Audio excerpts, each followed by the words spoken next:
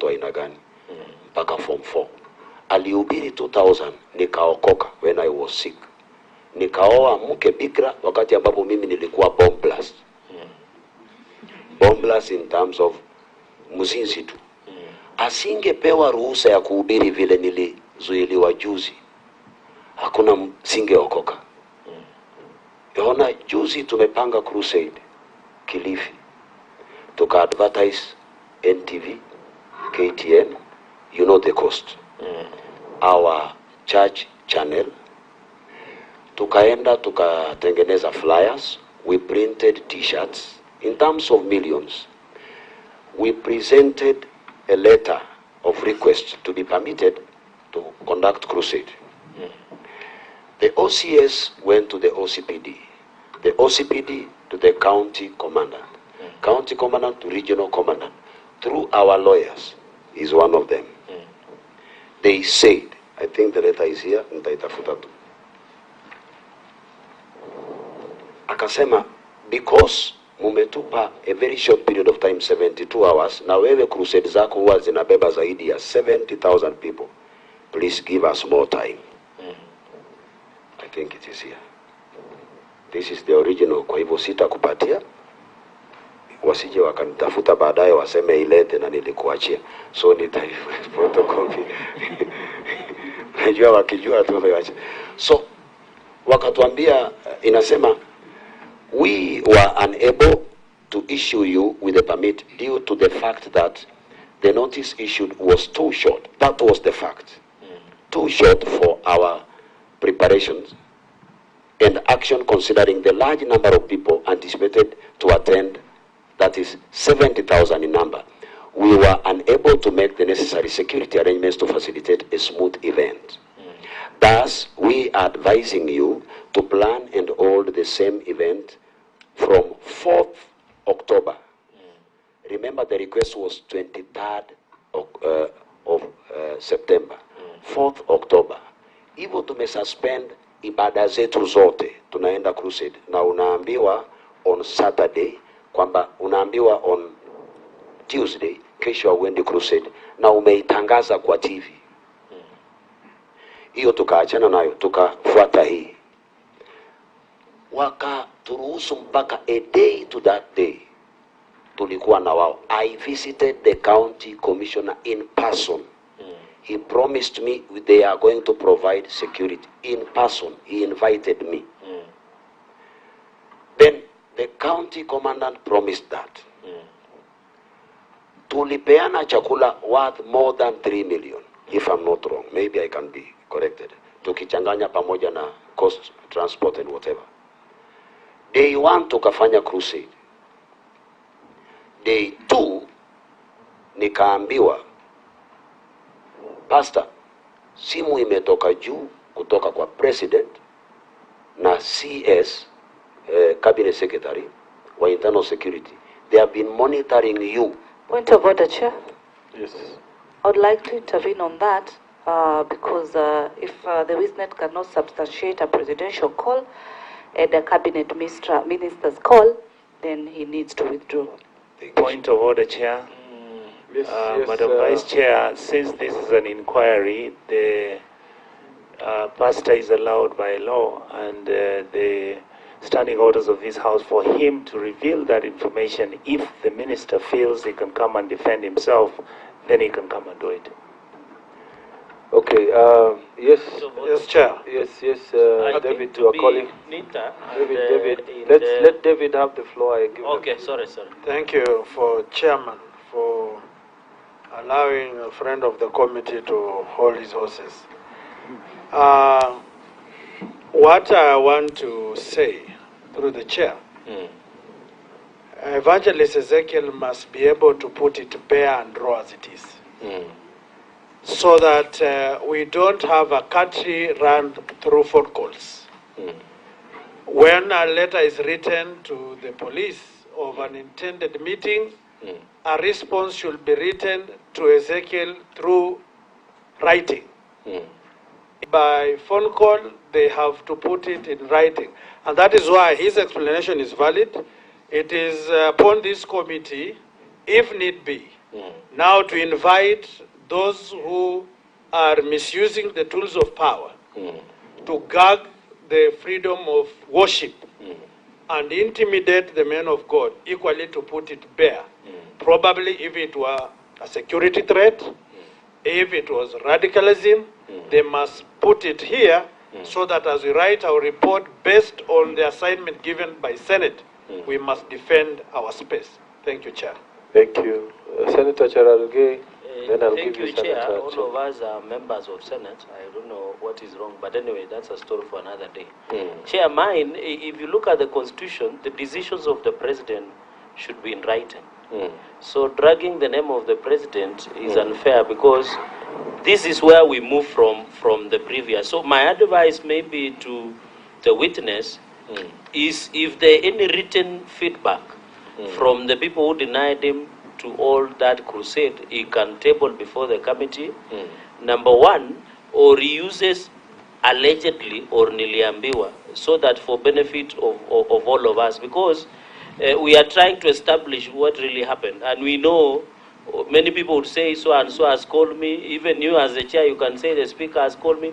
But as my brother Senator Wakoli has said, it should be in writing. If it is something that was said, let us treat it as gossip and deal with the facts as is, so that we protect the integrity of some of the officers. And you know, we are live. So we don't want somebody else to be misbehaving and saying the president has called, or chairman has called, or senator so and called. So it is important that let us avoid throwing around. Let us avoid throwing around. Allow Senator to finish. Yes, can I finish? Can I finish? Allow him to finish. So that you don't allow throwing of names. It is not even NITA, Chair. So I beg you to take charge of the meeting and direct that the witness withdraws the drawing in of the names of the president. And if there is written that the county commissioner wrote back and told him the president has called and the CS has called, then we can take that and invite relevant agencies. Chair, can I come in, please? I wanted us to, Senator, Chair. I wanted us to give everyone an opportunity, and Senator at the back there, Senator Senior, just say, and then we go to Eddie, and then we go to you. Chair, I think the presentation by the witness was flowing. Yes. And flowing very well. Yes. And as a legal mind, it is only when it appears prejudicial to this committee that we can intervene. Yes. I think he was giving a narration of the sequence of events, what happened and so on. Yes. And Chair, let us be careful as a committee so that we don't gag also the witness in his presentation. Yes. If we can make that comment without necessarily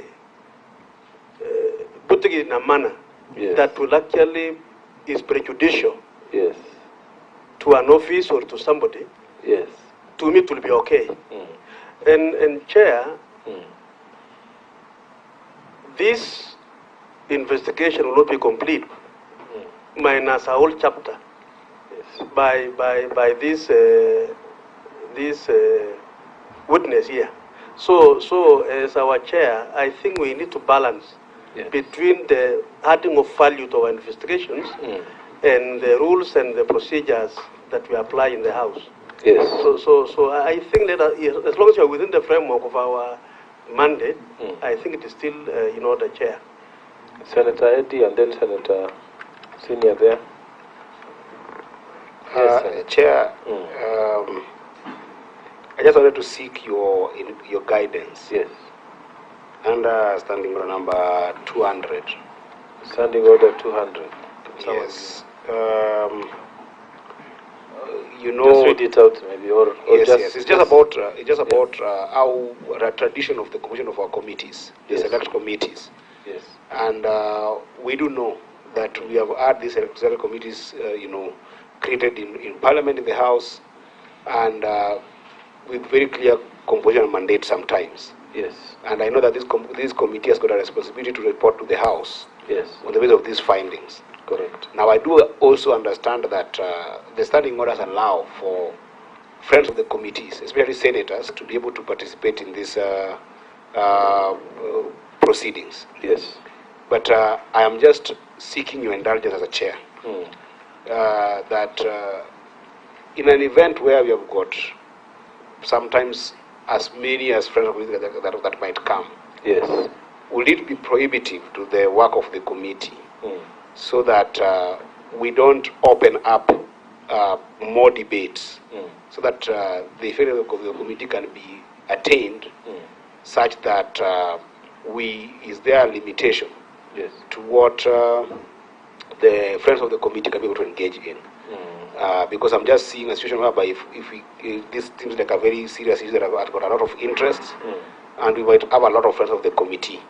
So as a chair, you can guide, and my intention is not to limit the participation of those members, but to allow the committee to actually do its work effectively. So you can help us guide on balance. Thank you, Chair. Thank you, Chair. Senator. Thank you, Chair. I would like to come back to what is the purpose of this committee, Chair? The purpose of this committee, Chair, is to go down deep into the roots of the issues that have been raised pertaining to the events which are religious, whether SHAKAHOLA or anywhere, and particularly we are discussing who really this man is. I would plead with my colleagues, and Chair, defend me. Please, Honorable Senator members, Eddy, please, I want the Chair to protect me. Please, let the Senator be heard inside. Thank you. I would like to mention to my colleagues, they don't have to sanitize anybody in this committee because there is nothing adverse that the witness has actually said. He is reporting what he had. Transpired. Whether that information is for the committee to seek and inquire and ask whoever that has been mentioned, whether adversely or otherwise, except the president. Yes. I think it's important for that information to go to the record. What happens after he has finished his testimony is for this committee to sit and then make a decision whether there is a necessity for us to summon anybody else to come and clear their names. Otherwise, Chair, this would just be a sanitization exercise which has got no value, and I wouldn't want to participate in such an exercise. Yes, Senator Hamida, you also have the mic. Yeah, Chair, until now, let's proceed, and I don't see anything wrong for what Pastor Ezekiel has said so far.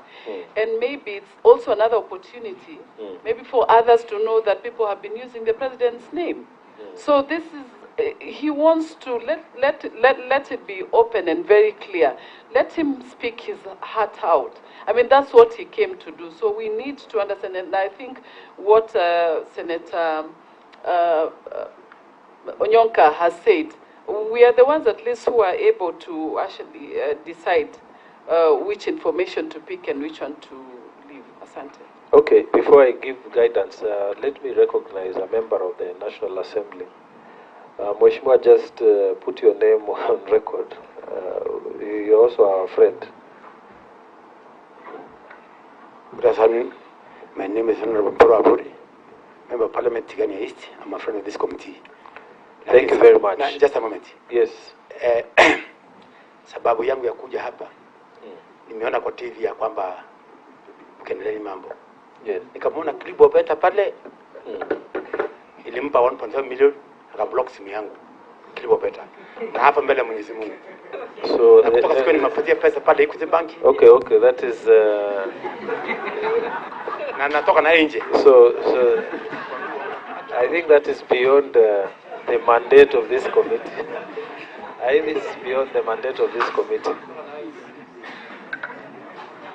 So can I give guidance on the issue at hand? Chair. Order, members. Mr. Chairman, Chair. Yes. Can I allow Senator Kalwale, because he hasn't spoken to this matter? Yes, Senator and our government whip. Mr. Chairman.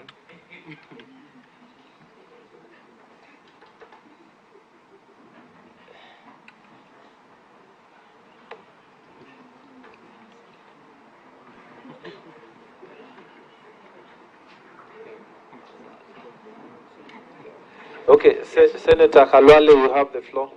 Mr. Chairman, as the chairman of this committee, Yes. you also enjoy the powers of the Speaker Absolutely. of the House Yes. to run this committee. Absolutely. The Speaker, if he finds that a member is out of order, Yes. he has the power to order the member to exit Yes. chamber. You have seen the contribution of the Member of Parliament,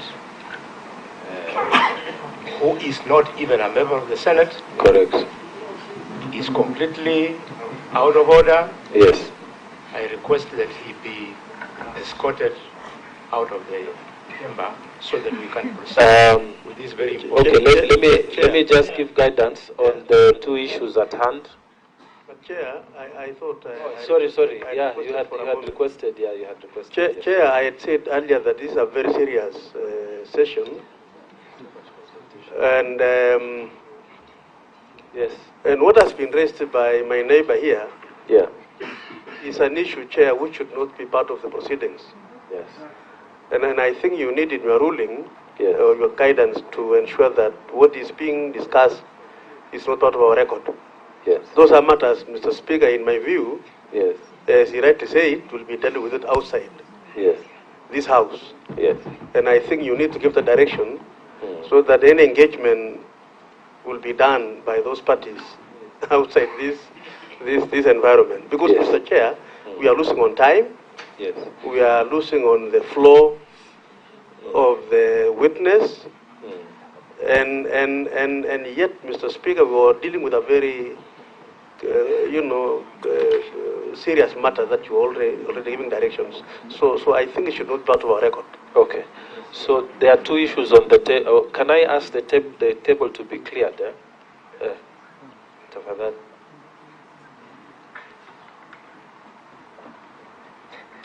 Hassan, can you take your seat?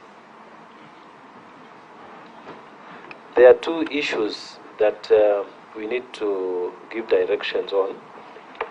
The first one is whether the witness is proceeding properly, even on the mention of the name of the president and the minister or whoever else. On that issue, I want to guide that the witness will not be gagged. The witness should proceed to explain things because we have gathered here so that we can get the facts as they are. So that is the direction we will guide. On the issue of Honorable Habari, please, I think you know you are out of order. You are absolutely out of order. And that is really not parliamentary. And our prayer is that you deal with those matters in a way that befits a member of parliament outside, not within here. So guided. And I direct that Sergeant at Arms. Mr. Chairman. Wait, I finish. Yeah. Sergeant at Arms, you watch so that you maintain order, so that we don't have issues. The issue that Mheshimiwa has mentioned can be dealt with outside. Senior, your point of order. Mr. Speaker, proceedings of this committee, yes, can be attended, yes, by anybody, including members of the public. Absolutely. And therefore, yes, the member of the National Assembly is yes, free to attend. No, we have not asked him to come out. We've asked that he deals with the matters Mr. outside. Speaker, can you hear me? Yes, let me hear you. He can be heard. Yes.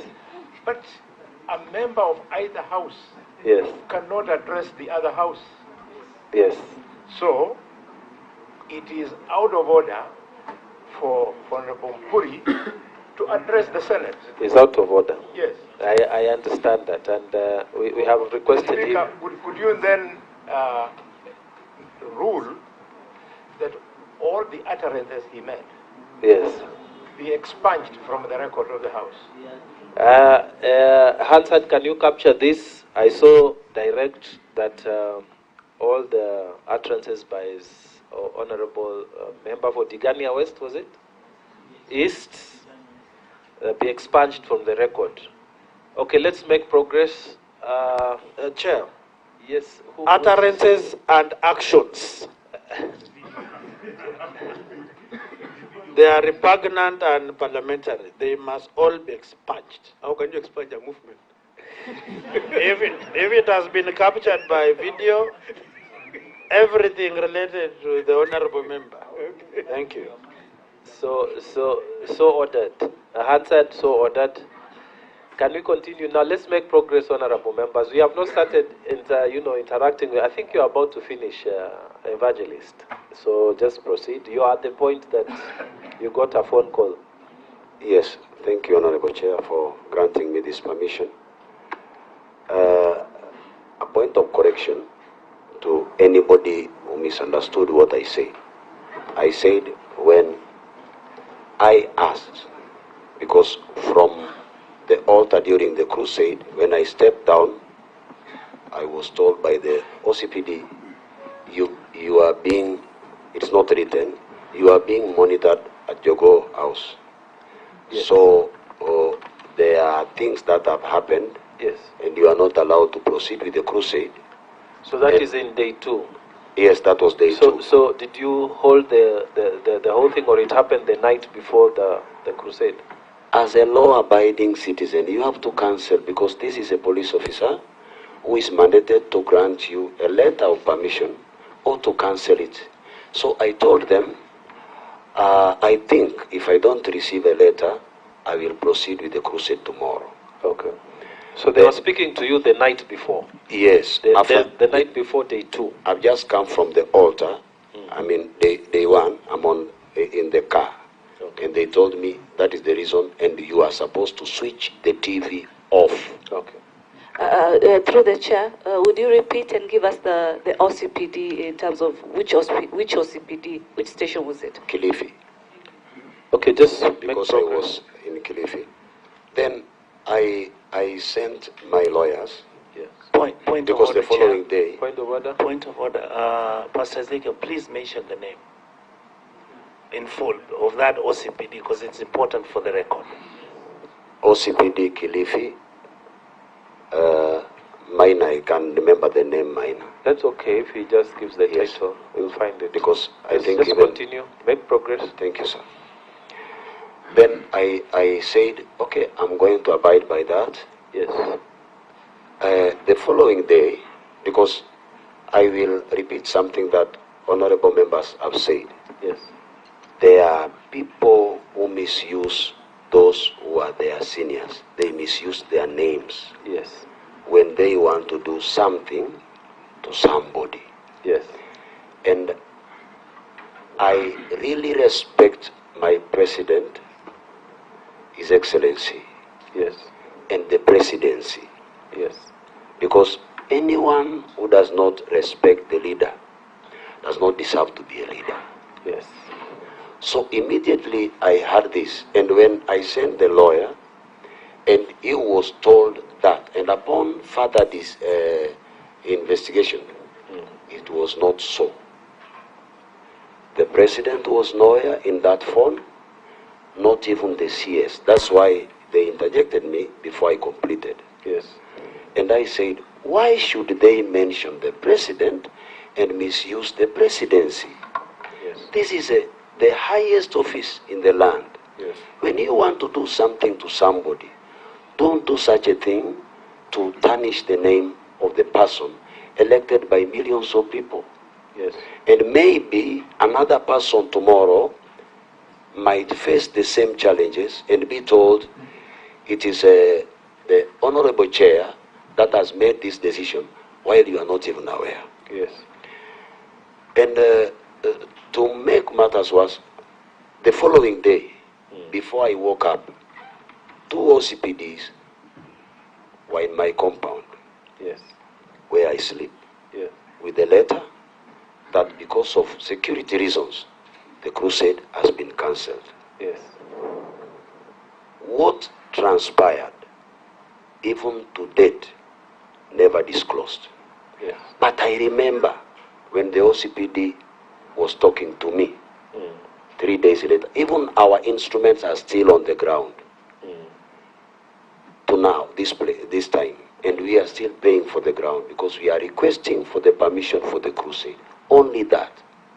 He asked me before the end of last week, haven't you spoken to wakubwa ili tukupe ruhusa? Yes. Then I asked myself, so it is not security reasons, it is wakubwa. And upon asking him, he told me, Pastor, there is nothing to do with the president and the CS. Yes. And I felt pain that it should never go that line, and we should never tarnish the presidency and the cabinet secretariat. Yes. The road to Kilifi was blocked specifically for me not to enter Kilifi. Every vehicle was being searched. Day 2. When I went there, the OCPD told me, Pastor, I am under command. Turn back and go back to your house. He came with his vehicle, and I was with my wife. And he told me, Pastor, even when I'm being captured, itaniletea shida. I went back home. Nikamwambia, nilikuwa naenda ili wale wageni kutoka sehemu zingine hawajui kanisani, niangalie ni wangapi, nitumane buses, ibebe hawa watu, ilete kanisani, wasilale huko nje. Kabla nikitoka ninaambiwa, kuna watu wako uwanjani na wanapigwa na polisi. Wanapigwa na polisi wasiende kusikiza injili because of security reasons. But later on the OCPD allowed one of our buses kuenda kuchukua watu, na ikawachukua mpaka wakaja kanisani. Ninasema hivi kwa sababu vitu vingine vilifanyika, Honorable Chair, ambayo ilinishangaza. Tulipata barua mwezi wa 4 ama wa 5 to show cause why our church should not be deregistered. Kwa sababu hatukuwa tumefile return. Yes. Was it true? Yes, we had not filed the returns. Why, Pastor? Please, I told you I will never hide anything. I forgot about those things and never followed up. It was my mistake. Yes. Then I said, let me send the lawyers, waende, file return, na kama kuna charges, we are willing to pay. Yes. File yetu ilipotea kwa registrar offices. Na ikapotea for 3 months. Tukienda haiko. Tulienda kotini. Then the registrar akasema, it was a verbal request. Withdraw the case, then we will produce the file. Then I told them, that is simple. Sababu aliuliza, kwa nini nipeane file na umetushtaki? Nikamwambia, okay, toa kesi. Yes. Wakati tunauliza, akasema ako kwenye kamati ambayo imechaguliwa na rais. So akimaliza kuzunguka wakichunguza the SHAKAHOLA massacre, yes, wataenda kutufungulia file iko. Yes. Ghafla ninaona kwa media, New Life and other ministries have been deregistered. Yes. Tulizunguka tukipata nafasi, hatukupewa. Na inakuwa deregistered exactly 90 days. Kumbe ilikuwa deregistered, it was backdated to May. Now inakuwa deregistered 90 days later. Yes. Constitutionally, according to the advice I was given by the lawyers, 90 days, a duration of 90 days, you can go to the Attorney General's office to appeal. Yes. So there was no room for appeal. Yes. The only option was to go to court. Yes. I ask with humility, if the office of the registrar, ambao is the custodian of our certificates of societies, iko na uwezo wa kuficha file ya mtu unconstitutionally na iseme haiko, only wakati anataka kuideregister iko na the window for appeal has expired. Wangapi na makanisa mangapi watafanyiwa hivi na misikiti mingapi? Was she acting on someone's advice or command? What wrong did I do ambayo ilikuwa inaninyima mimi kuenda kusema I'm willing to comply, if there is any penalty I will give, na kama kuna kosa nimefanya it is just return of files, kama hakuna kitu kingine please allow me to. Kama kuna kosa nyingine, niambie. Nani na wangapi ambao makanisa yao na society zao zitakuwa deregistered? Whose authority was she acting under? Sababu hizo ndio zinasababisha unasikia mtu umeambiwa hivi, and ile information inakuwa covered kwa media, it is not verified by us. Tuende kotini. Mpaka leo bado tunazunguka. Unafanya crusade, inaweza kusimamishwa anytime. We have crusades Kenya hii all over. Hata wiki hiyo kulikuwa na crusade Bombolulu na mhubiri kutoka ng'ambo. Saa hiyo kulikuwa na crusade hapo kando. It was a small crusade. Na naheshimu huyo mchungaji ambaye alikuwa anafanya mkutano. We have crusades hapa. Ya Ezekiel ambao umemuomba more than 14 days ili akupe nafasi to assemble security apparatus ili ukaweze kumsaidia na security, and we were ready to pay for their expenses and for anything, inakuwa cancelled hivi. How many people are going to undergo all this persecution? Na nina repeat, they confirmed hakukuwa na instruction kutoka kwa CS and the presidency. Mpaka leo hii nauliza, why should we use this formula? Sababu akipeana verbally, who will complain? Then the following day, 2 OCPDs present one letter to a one simple preacher, and thin and skinny as I am. I don't have any arm. I don't have anything to protect myself. Because washawahi kuja hivyo wakanibeba wakanipeleka region, niliogopa kushuka. In fact, my wife was crying. Akaniuliza, mume wangu, what have you done where ambao huenda hujaniambia you go through this? Je, kuna siku hata moja mimi kama mke wako nitapata peace na hao watoto? How long? Maaskari watakuja hivi. My spiritual father asked me here some 3 days back, is your wife okay? Because I know what she has gone through. Nikamwambia, I thank God she's sleeping. And I decided 2 days back never to divulge anything to her about what I'm going through. Because even my parents, niliogopa. Huyu mwanamke anaweza kuwa, mke wangu anaweza kuwa depressed, ama anaweza kuwa something mentally challenged. Nilimwambia, I will never tell you anything. This is too much for you and my children. And that is the reason why I've mentioned these things. Sababu ningekuja nikuambie si kuambiwa hayo mambo, ningekuwa muongo number 1.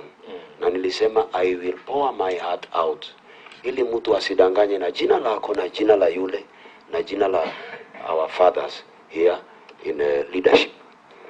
And finally, any other relevant information and documentation in your possession pertaining to the mandate of the committee.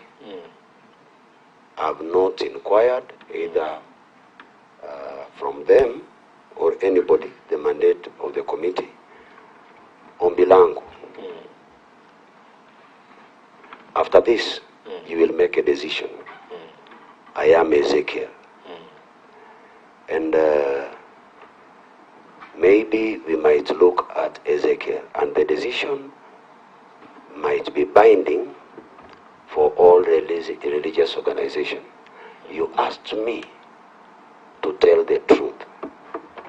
Even after this, when you question me, I will tell the truth. The mandate of the committee isaidie wengine ambao hawajui kwa nini wanapitia mambo kama haya. Thank you. So this is the point. Evangelists, we are very grateful for your presentation, and our people have been listening. The honorable senators here have been listening keenly, and they will ask questions. So just to clarify, so what you need to do is to maybe take down some notes as the inquiries are coming in. Then maybe you can do two at a go. And I'll be the first one to start with one. We have listened to a lot of witnesses who have come before us, evangelists. And one of those people who have appeared before us, there was an allegation that the Mr. Mackenzie would carry out funeral services. And those funeral services, he used to christen them Harusi. And there is an allegation that the funeral services were for those people who had passed on. We wanted a clarification from you.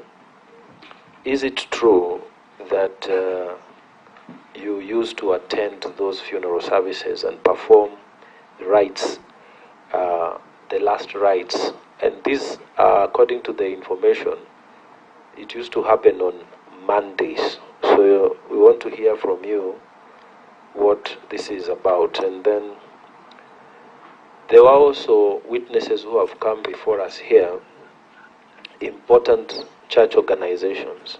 They have talked about being in an umbrella organization so that people are able to be self-regulated. In other words, like now you are the cost. You belong to maybe an umbrella organization. When you want to start a church, you have to go get clearances and stuff like that. So the question we wanted to ask as a committee is, first of all, do you support that idea of all churches to belong to an umbrella organization so that there is self-regulation within the umbrella organization? And if so, do you yourself belong to an umbrella organization? And which one is it? Are you answerable to somebody else within that umbrella organization for purposes of correcting doctrines and that kind of thing? Okay, yeah? Yeah. Let me give Tabitha to ask one more question, and then you can take those as we get the others. Let me give Senator Tabitha. Thank you, Chair, and thank you, Pastor Ezekiel, for the broad framework that you've been able to share with this committee. My questions are a bit compounded. Just starting with the curiosity, from your presentation, you said, Pastor Pius Mwiro, your father, you got saved in year 2000. I'm just curious to know, at what point did you decide to become a pastor? Do you have any theological education behind? So at what point did you decide to start the church? How comes, Pastor Ezekiel, we didn't see you really coming out and rebuking the actions of Mr. Mackenzie on what he has been able to do? I think I will start with those two, Bwana Chair. So, Pastor, maybe you can take those two. Sorry, and the last one, because I don't want to come back on the questioning. Yes, we are very familiar with social media. I've not had an opportunity to attend your church, but I've heard that there is a material like kitamba that you normally issue, and members have to pull a string from this kitamba. Would you kindly expound on what we've been able to hear? Thank you, Chair. Pastor. Thank you so much, Honorable Chair, plus the honorable members who have just presented their questions to me. Number one is the attendance, or my attendance, perceived attendance to funerals services conducted in SHAKAHOLA by Pastor Mackenzie. No, we don't call him Pastor. Oh, by Mackenzie. Yes. Okay. Thank you, sir. Now, I said, and one day I was traveling to Baringo, and when I came back, I was told randomly by the investigative authorities, Pastor, we know you went to Baringo and you are back. We can trace you even without telling you. Yes. The Safaricom network, because my line is Safaricom, has the capacity to trace whether I have ever gone to SHAKAHOLA. Okay. I have never gone to SHAKAHOLA. Yes. I've never attended those burials. Yes. I don't know where SHAKAHOLA is. Thank you. I've never gone there.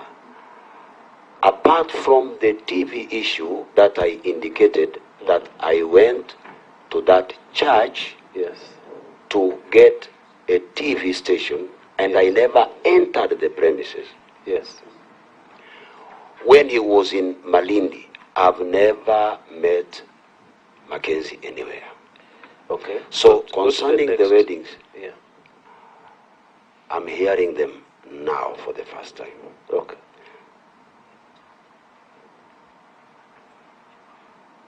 Yes.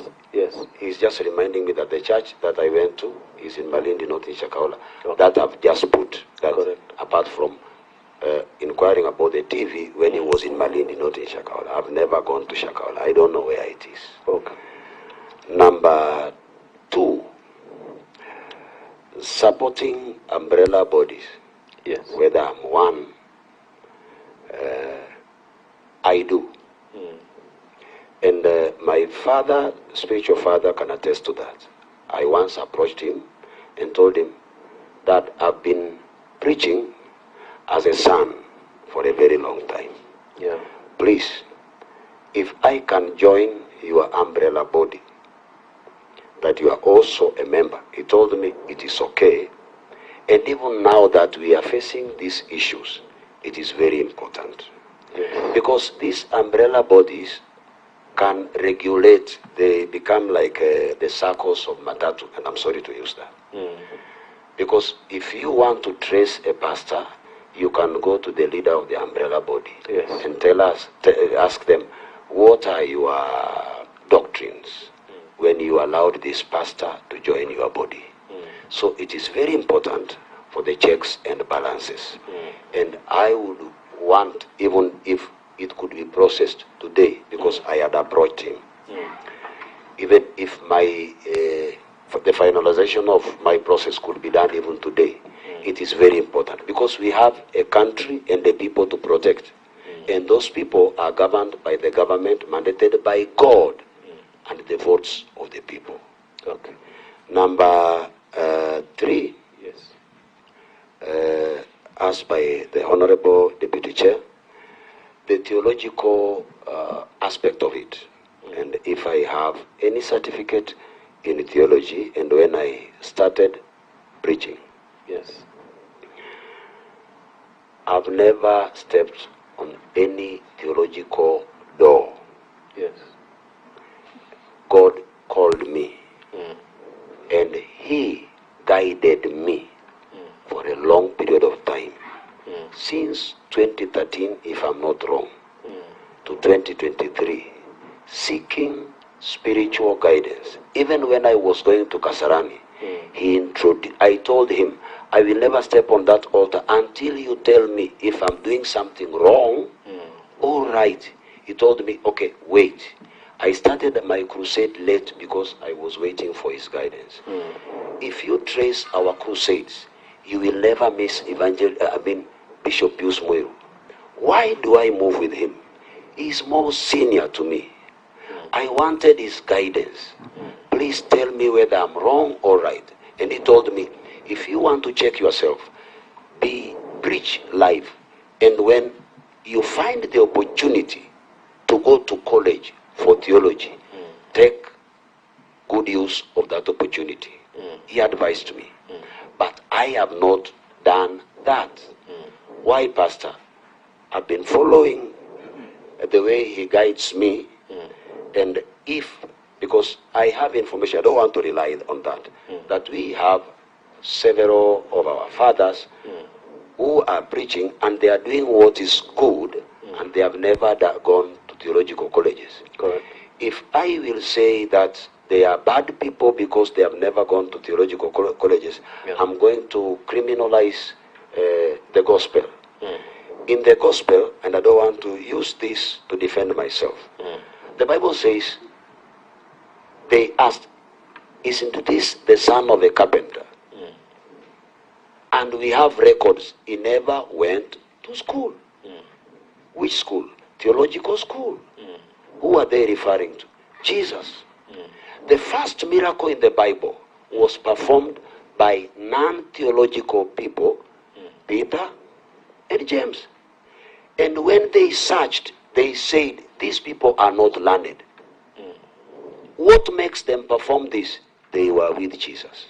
So theology is good, and we should go to school, and I desire to do so. Okay. But if we are going to use this to stop anyone who has a calling, we are going to punish other innocent people, maybe who are not as criminal as maybe Ezekiel or somebody else. So that is my take on the theological part.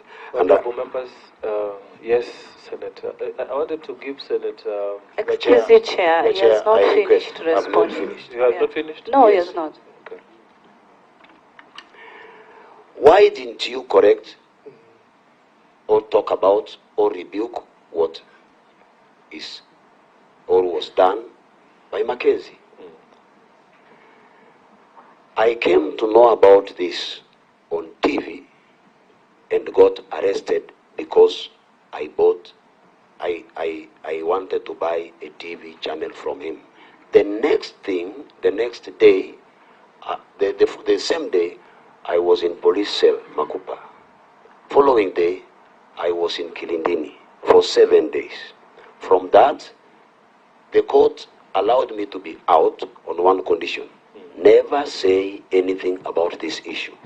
I've desired to get an opportunity like this. That's why in my opening I said such a thing haikustahili kufanyika. So singeongea, ningekuwa kotini. Nilimuuliza, je, naenda Senate, sitashikwa kesho? Akaniambia, Pastor, Senate acts like a high court. Na it is independent. Kile ambacho utasema ni tofauti na kile ambacho utaulizwa. So singeongea kule nje, na nilipopata your invitation nilisema, Mungu, I think whoever invited me was visited by angels from heaven to call me so that I can have a mouth to express what I know. Finally, so I could not correct him on the point that I was gagged by the court. Finally, the kitambaa. The kitambaa is in the Bible, except that the way other people use it is not in the Bible. Some people used kitambaa from Paul for the healing and deliverance of other people. It is in the Bible. But when these people use the kitambaa na wanatoa uzi, when you go to our records on DVDs or tapes, huwa nasema, please, hawa watu mimi sijawaambia watumie uzi. Mimi nimewapa prayer cloth, because anything, imagine nguo ya Yesu iliponya mwanamke. Yesu anasema, if you believe, you will even do things that have not done. But I never advised anybody to be kitambara chukua uzi, funga wapi. I always say, please, sikuambia hivyo. I tell them, when you pray, this thing has power. I've prayed for it. You can even hold it in your hand. You can place it anywhere in your body. Unasikia wewe ni mgonjwa. Pray, ask God. God will use it as a point of contact. It is in the Bible. Even our brothers in other religions wanatumia ile inaitwanga nini? Tasbih. Rosaries. Rosary. And anointing oils. And holy water. ubani ya Ezekiel raises eyebrows. Okay, you finished? You finished there? Do you have a sample? Eh? You finished? Do I have A sample? a sample of a prayer cloth? No, but I have a sample of a living water. I would desire to hand it over to you. No. But they were the samples were taken by the police. They took them for forensic. Honorable, I want to give Honorable William, because he's going to another committee. Yeah. Then we'll just come down like this. Okay, thank you, Chair. Yeah. I'm happy the pastor's been to Baringo, my county. I never got the report that you were in Baringo, but I'm happy you've been to that county. Chair, I have two questions. Yes. Please just take down. And Chair, as a lawyer, I have been looking at the demeanor of the witness and listen and keenly listen to his submission. And I seem to be making an opinion that he's a truthful witness. Is he a truthful man also? That is not for There's another truthful man out. Yeah. So I think he's been able to make a presentation. But Chair, I want him now to again be even more honest with us here, because I will ask two questions. One is that you remember, Chair, one of the witnesses here alleged that there is a mortuary within the compound. There is a mortuary? Yes, within the compound of the church. And some of the bodies of the victims of SHAKAHOLA were actually being transferred to that facility. Can you confirm or deny to this committee, tell us the truth? I know you are getting legal advice. Confirm that, Pastor, because that is the perception we have as a committee, that is the perception in the country. It is very important that to clarify that. Number two. Yes. You submitted that you had contact with Mackenzie in terms of your intention to buy the TV station. But thereafter again, you seem to be denying that you have never had an association with him. Are you confirming to this committee, therefore, that the only relationship between you and Pastor Mackenzie is only the issue of intending to buy the TV? Because the perception I have in the country is that there is some relationship between you and Mackenzie. I want you to confirm to this house, Pastor. And finally, Chair, is I wanted to get the mind of the pastor that whereas you agree that people should go for theology studies, obtain degrees, certificates, and so on, you have no problem with that. So if we come up with a law as a committee, as a recommendation, legal framework that we want to regulate the charges, so that then we have certain standards of degree, of certificates for a pastor to own a church or something like that. What would be your position on that? Though you don't have a problem with it, but do you think we can, as a committee, be able to recommend that to the House and to the country? Thank you. Maybe we can take, Pastor, you've written those three, yeah? Let's take Senator Hamida, and then we go like that. Or if you're not ready, we can give. Yes. Okay. Thank you, Chair. And thank you, Pastor Ezekiel, for a very elaborate presentation. I picked some thoughts from what you presented that I think that would be important for clarification for the committee. And there are three quick ones. Number one, you talked about the capacity of a church. as being somewhere in the borders of 45,000 people. I wanted you to help the committee understand the issue of membership.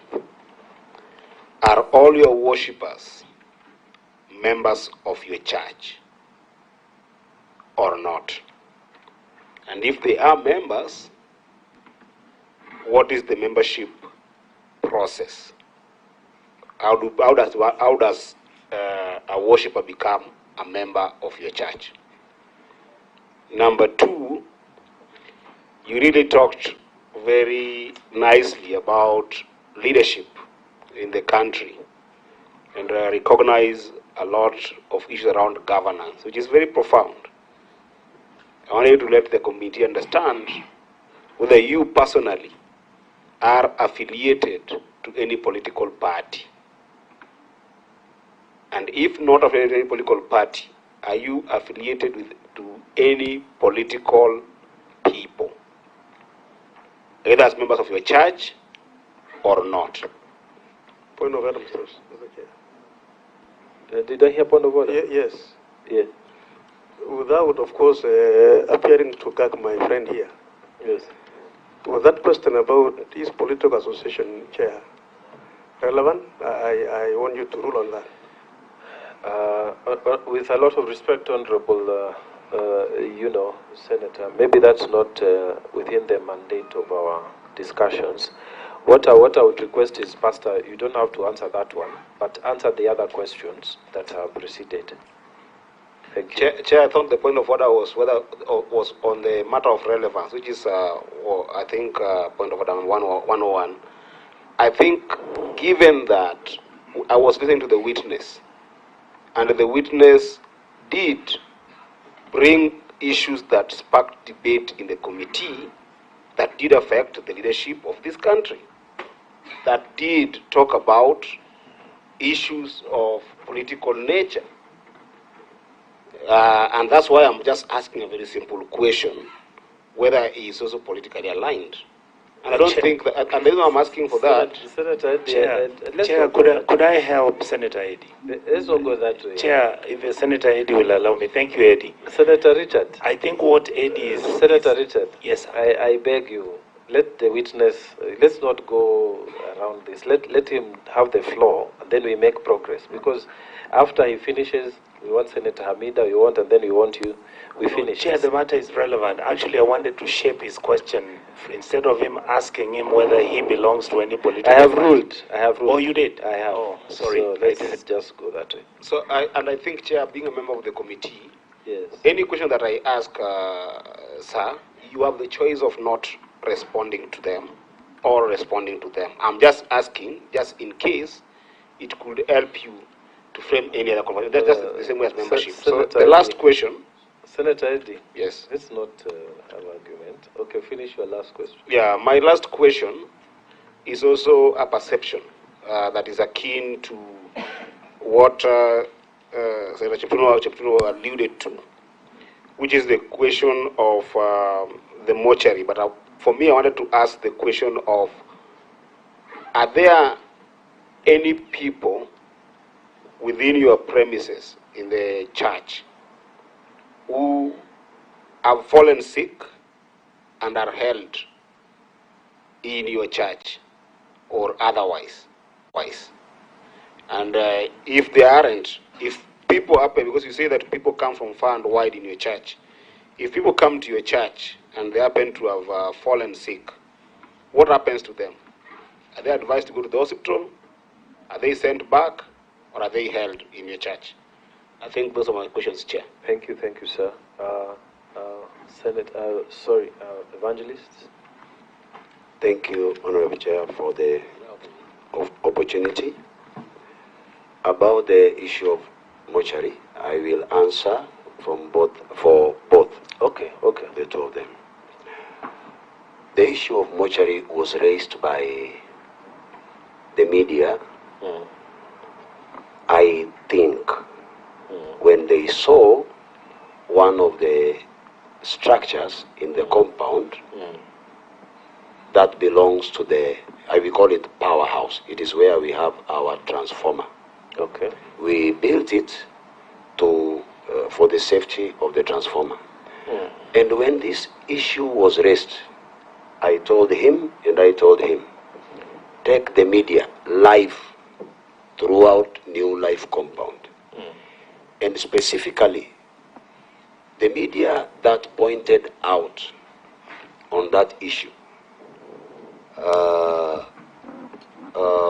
about the mortuary, I'm saying because I wanted to mention the media. And I said, if they can do that, take them everywhere. And check, they opened that place. It belongs to the transformer and the panels. Yes. Nothing like a mortuary. Even if you could build a mortuary, that brings me to the second question. Yes.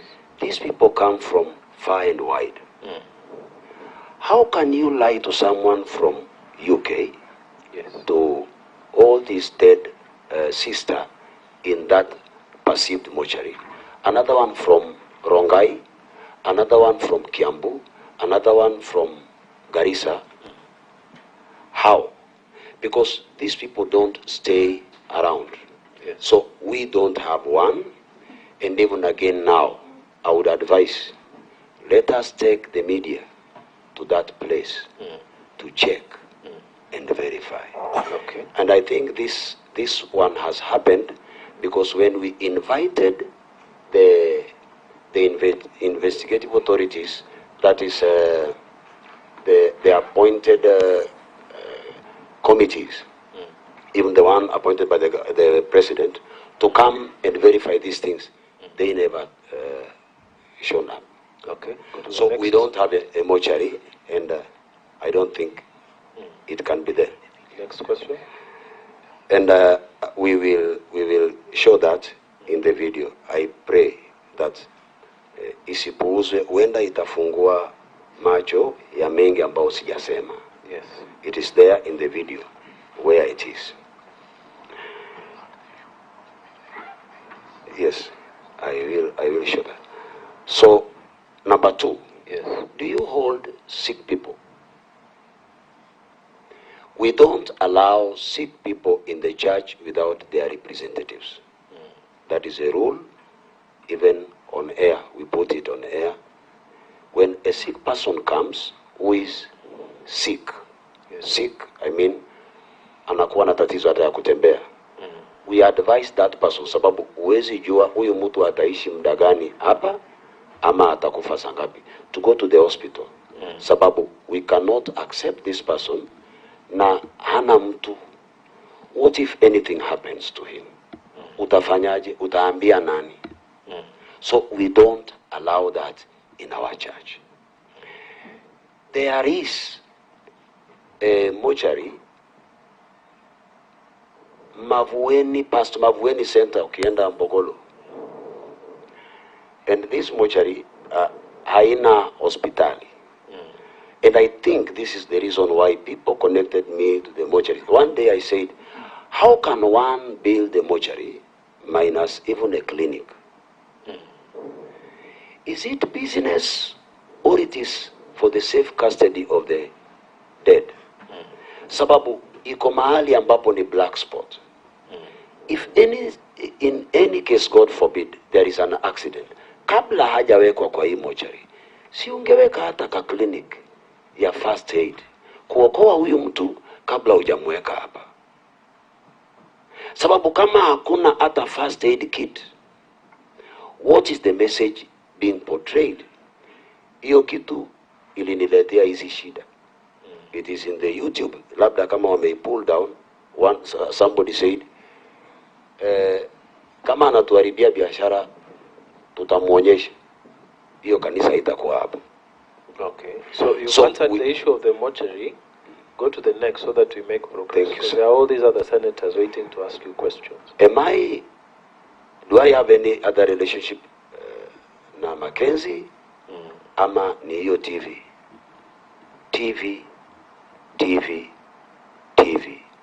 Only TV. Okay. That nilitaka kununua na sikununua, sikukamilisha transaction. And that is all. Okay. Hakuna kitu kingine. Okay. theology should, what is your view on recommendation of one going to theological college before he becomes a pastor?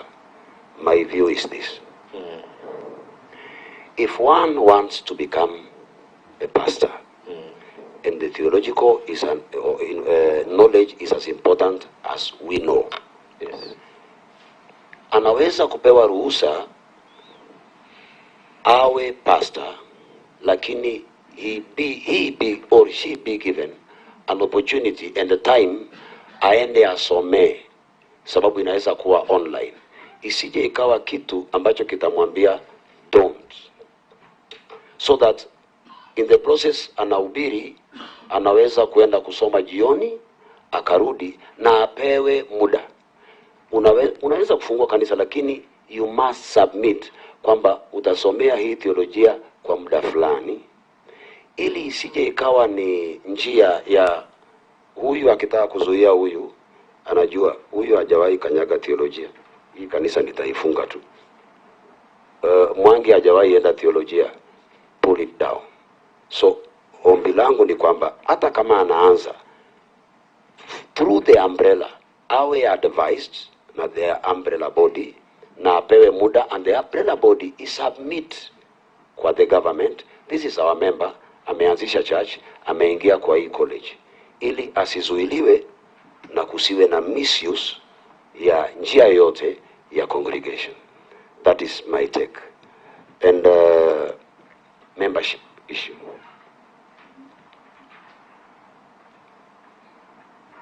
Pastor Ezekiel, do you have members? Should I say we have or not? But I will put it this way. Those people who come to our church, they come because of listening to what I preach. And they come for prayers, mostly in need, spiritual attention. Na wakiingia wanatoka mbali. And most of them, they say they are our members. Nikisema niandike, this is our member, anatoka Germany. Kanisani leo kuna wengine wametoka Germany, wengine wametoka Italy, wengine wametoka Dubai. Yeah. Just as other churches like in other countries. Kuna wengine waliwahi toka hapa wakaenda South Africa kuhudhuria ibada, na anasema mimi nashiriki kule. The Bible says kwamba na siku ile mnataka kupeleka sadaka kule ambako nimeweka jina langu na ni mbali, you can choose on a day you go. Hata kama ni mbali na huko ndio nimeweka jina langu, choose on a day even after 3 years, na mkaenda huko na mtoe sadaka hapo. So it was and it is in the Bible kwamba kuna sehemu ambazo Mungu alichagua watu waende wamwabudu like Jerusalem, na wengine wanakaa Ashdod. Kitambo waende huko ni mbali, anaweza kukaa lakini kanisa lake liko pale. So I don't know whether to put it, these are my members because I'm not documented. Because of this reason, we opened branches countrywide and other countries, so that wale ambao ni mbali na wangetamani ku attend services apart from the TV program, they can attend our services in our branches. Na kama anatoka Kericho na New Life branch kwa Kericho, anaweza kuenda kwa huyo pastor, he is a member there, na anaweza sema natamani kuenda kwa Pastor Ezekiel. He also has a room na kuja mpaka Mombasa. That is what we are doing now, because saa zingine kuja Mombasa ni mbali, but we have branches and we are opening more branches kusaidia wale ambao wanatoka mbali. Another thing on the process of membership, I think I've answered that, whether we have a process. Affiliation to any political party, I would request that I answer. Okay, okay. From day one, I said, and I will put it here,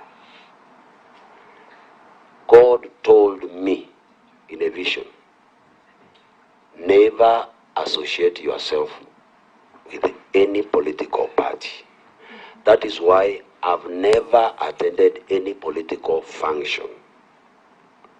Na kanisa langu ambalo naongoza, kanisa letu ambalo naongoza, sikumbuki kama nimewahi kupeana platform any political leader asimame aongee anything political, sababu kanisa hilo liko na makabila yote, watu ambao wako affiliated na different parties.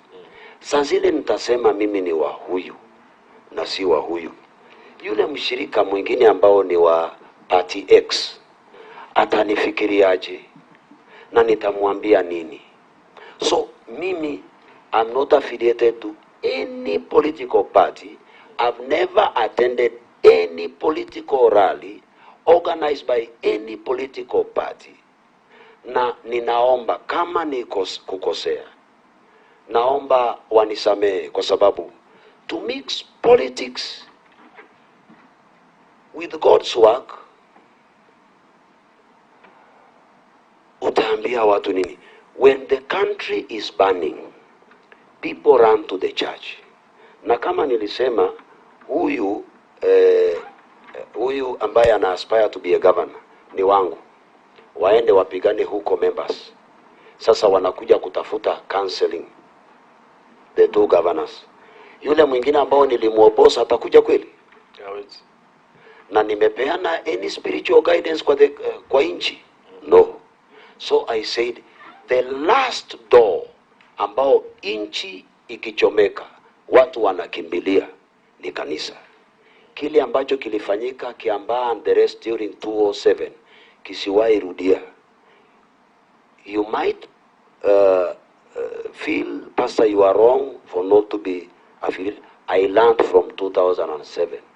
Hakuna mahali mtu angeingia aseme hii ni msikiti ama hii ni kanisa, because we made a mistake. Tulisema sisi ni wa huyu, sisi si wa huyu.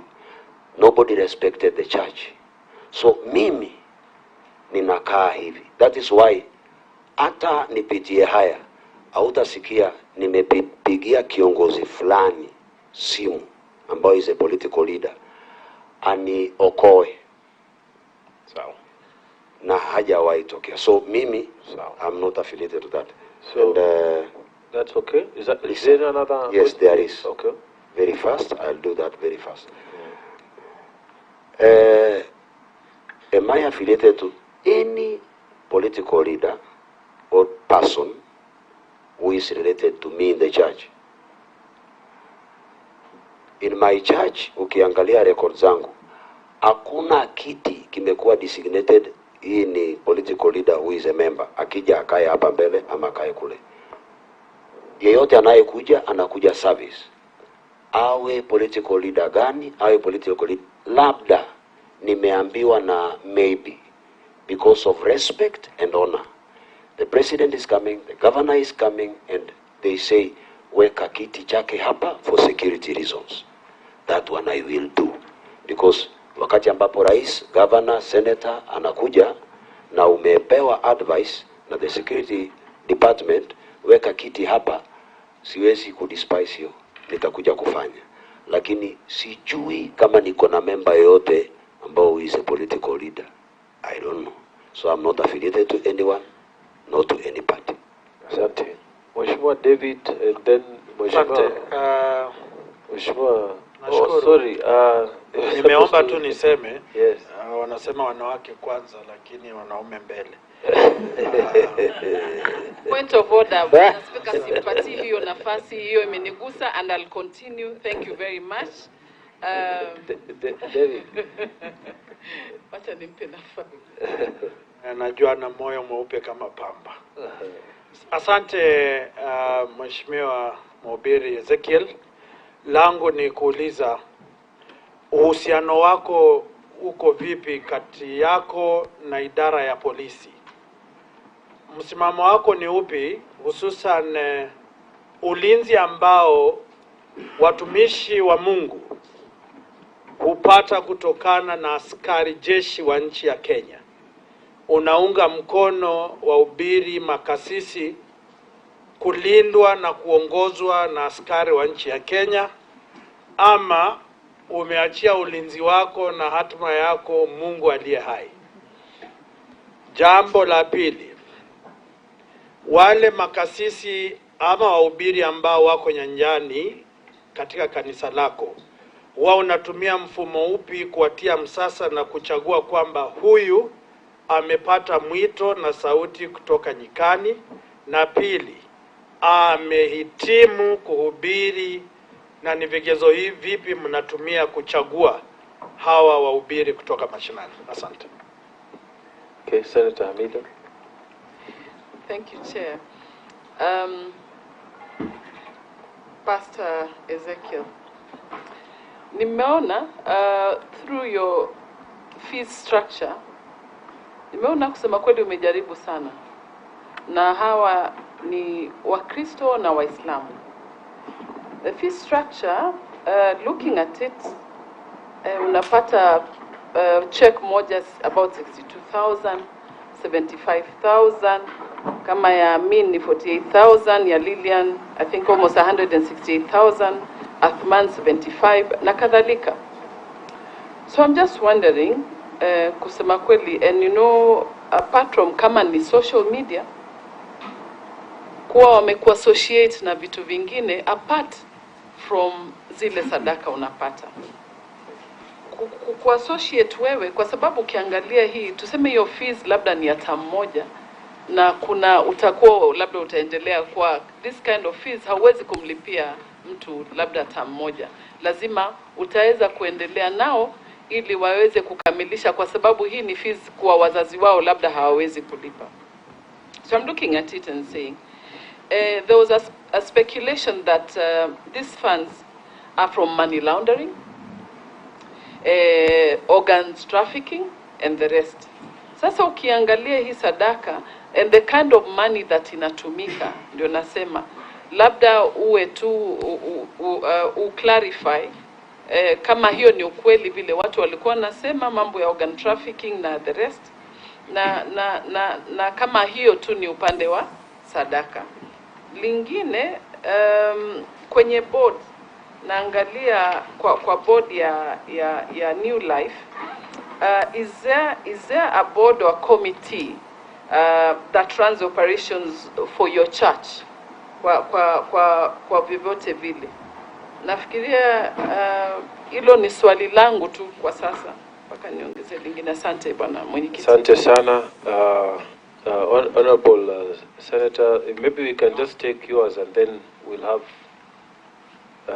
those are how many questions? Those are like 4 or 5? They are 5, 6. Let him answer and then we give you. Yes.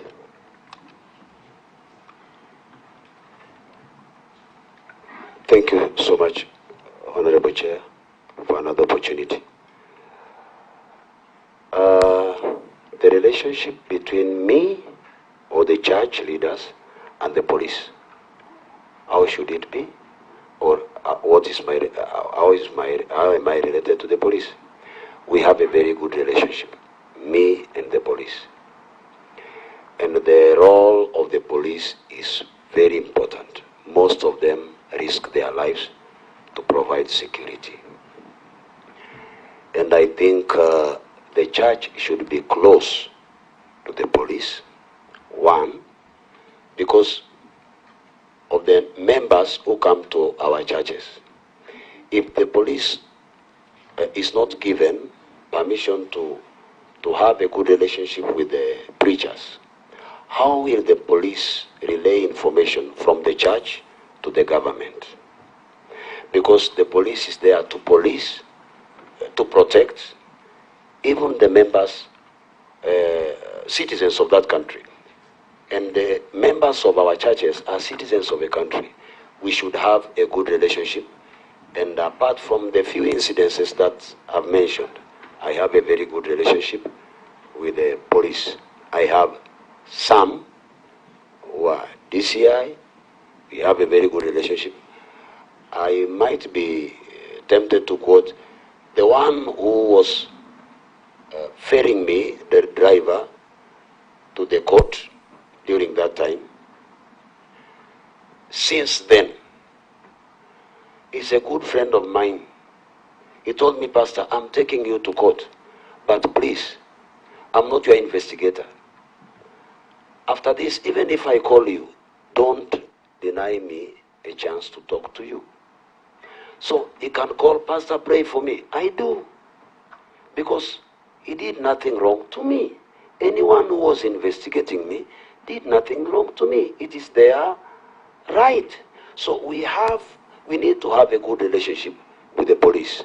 Okay, now, so move to the next. On churches, the church should have a good relationship with the police. That is very important, and we should respect the police. Let it not be taken that once I said so and so in the police department did this to us, I'm not referring to the police, I'm referring to an individual in the police. I think I should put it that way and leave it there. How I train my pastors? Are they sent back or are they held in your church? I think those are my questions, Chair. Thank you, sir. Evangelists. Thank you, Honorable Chair, for the opportunity. About the issue of mortuary, I will answer for both. Okay. The two of them. The issue of mortuary was raised by the media. I think when they saw one of the structures in the compound that belongs to I will call it powerhouse. It is where we have our transformer. Okay. We built it for the safety of the transformer. And when this issue was raised, I told him, take the media live throughout New Life compound. And specifically, the media that pointed out on that issue about the mortuary, I'm saying because I wanted to mention the media.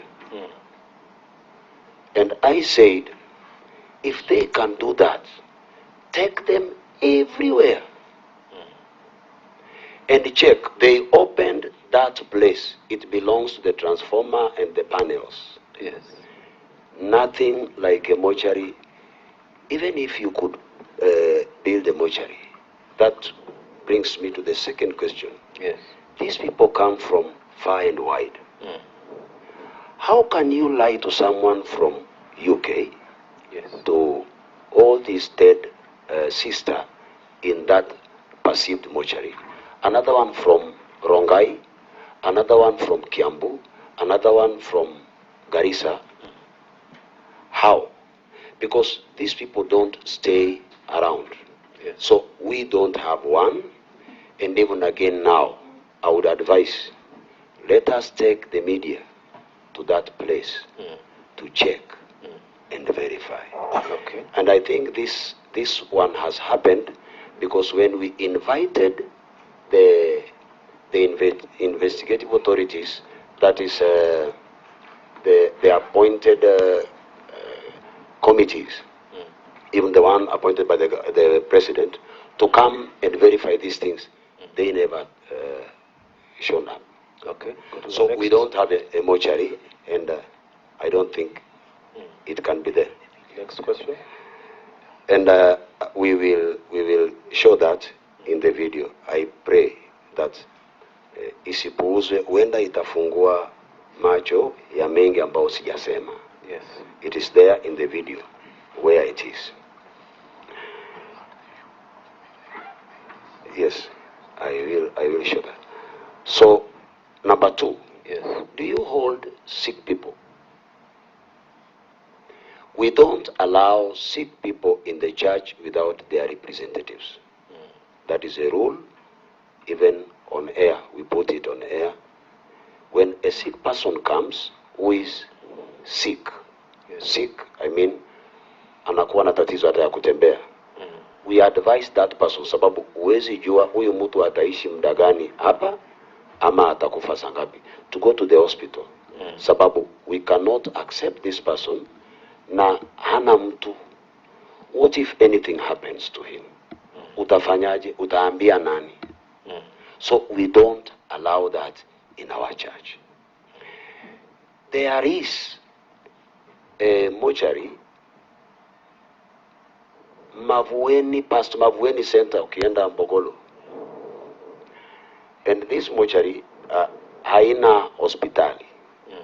And I think this is the reason why people connected me to the mortuary. One day I said, how can one build a mortuary minus even a clinic? Is it business or it is for the safe custody of the dead? Sababu iko mahali ambapo ni black spot. If in any case, God forbid, there is an accident, kabla hajawekwa kwa hii mortuary, si ungeweka hata ka clinic ya first aid kuokoa huyu mtu kabla hujamweka hapa. Sababu kama hakuna hata first aid kit, what is the message being portrayed? Hiyo kitu iliniletea hizi shida. It is in the YouTube. Labda kama wame pull down, somebody said, kama anatuharibia biashara tutamuonyesha. Hiyo kanisa itakuwa hapo. Okay. So you answered the issue of the mortuary. Go to the next so that we make progress. Thank you, sir. There are all these other senators waiting to ask you questions. Do I have any other relationship na Mackenzie? Ama ni hiyo TV? TV, only TV. Okay. That nilitaka kununua na sikununua, sikukamilisha transaction, and that is all. Okay. Hakuna kitu kingine. Okay. Theology should what is your view on recommendation of one going to theological college before he becomes a pastor? My view is this.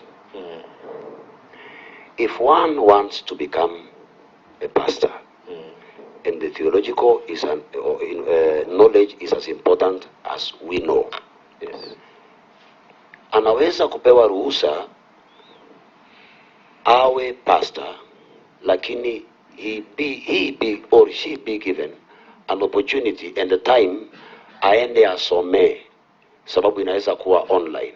Isije ikawa kitu ambacho kitamwambia don't, so that in the process anahubiri, anaweza kuenda kusoma jioni akarudi na apewe muda. Unaweza kufungua kanisa, lakini you must submit kwamba utasomea hii theolojia kwa muda fulani, ili isije ikawa ni njia ya huyu akitaka kuzuia huyu, anajua huyu hajawahi kanyaga theolojia, hii kanisa nitaifunga tu. Mwangi hajawahi enda theolojia, pull it down.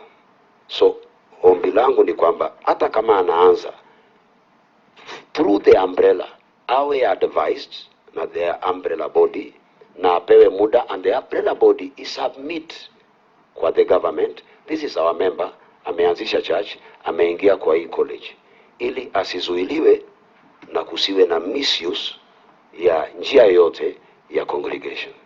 That is my take. And membership issue.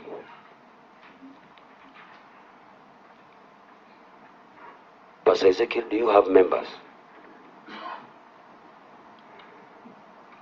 Should I say we have or not? But I will put it this way. Those people who come to our church, they come because of listening to what I preach, and they come for prayers, mostly in need, spiritual attention, na wakiingia wanatoka mbali. And most of them, they say they are our members. Nikisema niandike, this is our member, anatoka Germany. Kanisani leo kuna wengine wametoka Germany, wengine wametoka Italy, wengine wametoka Dubai. Yeah. Just as other churches like in other countries. Kuna wengine waliwahi toka hapa wakaenda South Africa kuhudhuria ibada, na anasema mimi nashiriki kule. The Bible says kwamba na siku ile mnataka kupeleka sadaka kule ambako nimeweka jina langu na ni mbali, you can choose on a day you go. Hata kama ni mbali na huko ndio nimeweka jina langu, choose on a day, even after 3 years. na mkaenda huko na mtoe sadaka hapo. So it was and it is in the Bible kwamba kuna sehemu ambazo Mungu alichagua watu waende wamwabudu like Jerusalem, na wengine wanakaa Ashdod. Kitambo aende huku ni mbali, anaweza kukaa lakini kanisa lake liko pale. So I don't know whether to put it, these are my members because I've not documented. Because of this reason, we opened branches countrywide and other countries, so that wale ambao ni mbali na wangetamani attend services apart from the TV program, they can attend our services in our branches. Na kama anatoka Kericho na New Life branch kwa Kericho, anaweza kuenda kwa huyo pastor, he is a member there, na anaweza sema natamani kuenda kwa Pastor Ezekiel. He also has a room na kuja mpaka Mombasa. That is what we are doing now, because saa zingine kuja Mombasa ni mbali, but we have branches and we are opening more branches kusaidia wale ambao wanatoka mbali. Another thing on the process of membership, I think I've answered that, whether we have a process. Affiliation to any political party, I would request that I answer. Okay. From day one, I said, and I will put it here, God told me in a vision, never associate yourself with any political party. That is why I've never attended any political function. Na kanisa langu ambalo naongoza, kanisa letu ambalo naongoza, sikumbuki kama nimewahi kupeana platform any political leader asimame aongee anything political. Sababu kanisa hilo liko na makabila yote, watu ambao wako affiliated na different parties. Saa zile nitasema mimi ni wa huyu na si wa huyu, yule mshirika mwingine ambao ni wa party X atanifikiriaje na nitamwambia nini? So mimi, I'm not affiliated to any political party. I've never attended any political rally organized by any political party. Na ninaomba kama ni kukosea, naomba wanisamehe, kwa sababu to mix politics with God's work, utaambia watu nini? When the country is burning, people run to the church. Na kama nilisema, huyu ambaye ana aspire to be a governor ni wangu, waende wapigane huko members. Sasa wanakuja kutafuta counseling, the two governors. Yule mwingine ambao nilimuoposa atakuja kweli? Na nimepeana any spiritual guidance kwa inchi? No. So I said, the last door ambao inchi ikichomeka watu wanakimbilia ni kanisa. Kile ambacho kilifanyika Kiambaa and the rest during 2007 kisiwahi rudia. You might feel, Pastor, you are wrong for not to be affiliated. I learned from 2007. Hakuna mahali mtu angeingia aseme hii ni msikiti ama hii ni kanisa, because we made a mistake. Tulisema sisi ni wa huyu, sisi si wa huyu. Nobody respected the church. So mimi ninakaa hivi. That is why hata nipitie haya, hautasikia nimepigia kiongozi fulani simu ambao is a political leader ani okoe. Sawa. Na hajawahi tokea. So mimi, I'm not affiliated to that. So and, that's okay. Is there another? Yes, question? there is. Okay. Very fast. I'll do that very fast. Am I affiliated to any political leader or person who is related to me in the church? In my church, ukiangalia record zangu, hakuna kiti kimekuwa designated hii ni political leader who is a member, akija akae hapa mbele ama akae kule. Yeyote anayekuja anakuja service. Awe political leader gani, awe political leader, labda nimeambiwa na maybe because of respect and honor. The president is coming, the governor is coming, and they say, weka kiti chake hapa for security reasons. That one I will do. Because wakati ambapo rais, governor, senator anakuja na umepewa advice na the security department, weka kiti hapa, siwezi kudespise hiyo, nitakuja kufanya. Lakini sijui kama niko na member yote ambao is a political leader. I don't know. So I'm not affiliated to anyone, not to any party. Asante. Mheshimiwa David, and then Mheshimiwa Nashukuru. sorry. Nimeomba tu niseme, yes. Wanasema wanawake kwanza lakini wanaume mbele. Point of order, Bwana Spika, simpatii hiyo nafasi, hiyo imenigusa, and I'll continue. Thank you very much. David. Wacha nimpe nafasi. Najua na moyo mweupe kama pamba. Asante Mheshimiwa Mhubiri Ezekiel. Langu ni kuuliza uhusiano wako uko vipi kati yako na idara ya polisi? Msimamo wako ni upi, hususan ulinzi ambao watumishi wa Mungu hupata kutokana na askari jeshi wa nchi ya Kenya?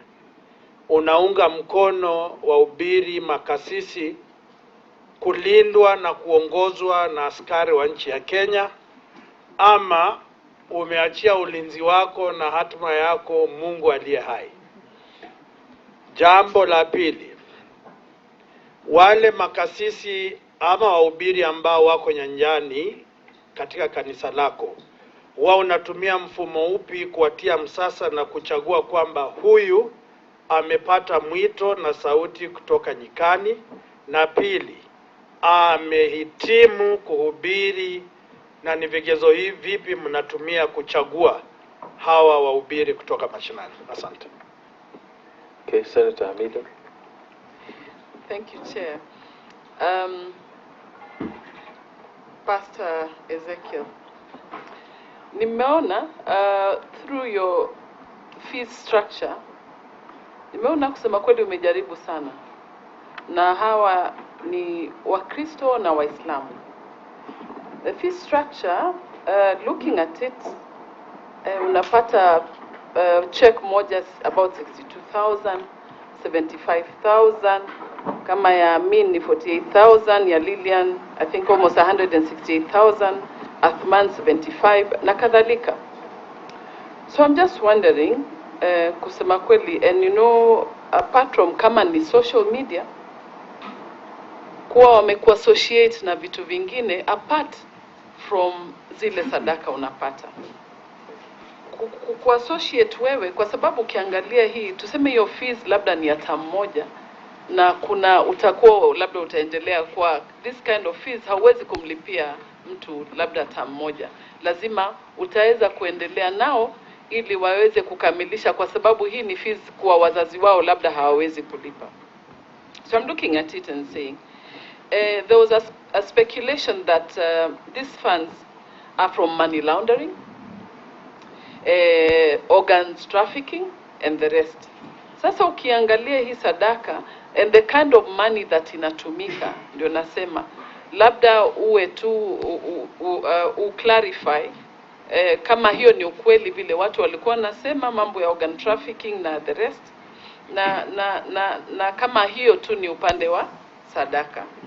Lingine, kwenye board naangalia kwa board ya New Life, is there a board or committee that runs operations for your church kwa vyovyote vile? Nafikiria hilo ni swali langu tu kwa sasa, mpaka niongeze lingine. Asante bwana mwenyekiti. Asante sana. Honorable Senator, maybe we can just take yours and then we'll have those are how many questions? Those are like 4 or 5? They are 5, 6. Let him answer and then we give you. Yes.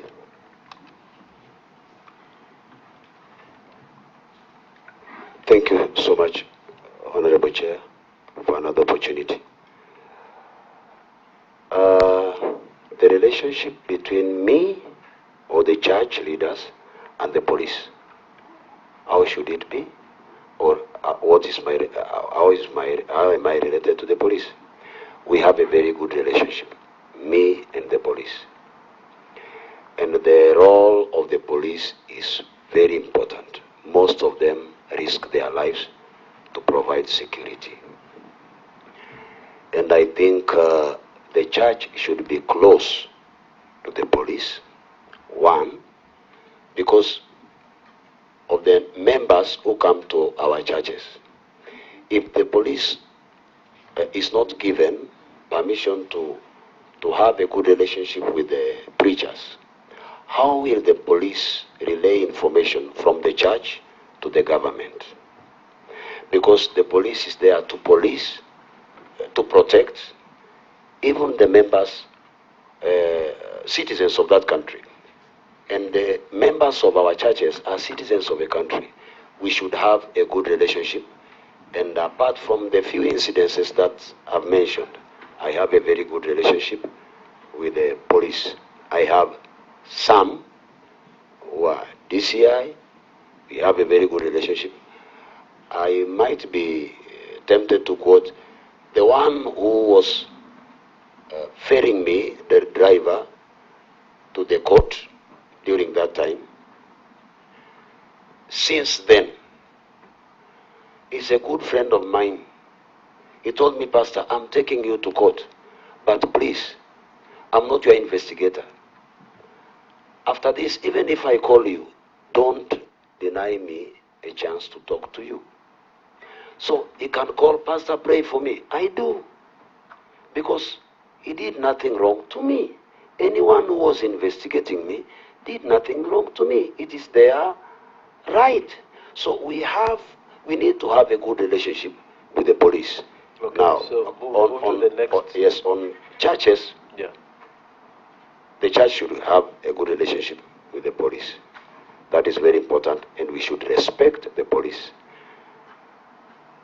Let it not be taken that once I said so and so in the police department did this to us, I'm not referring to the police.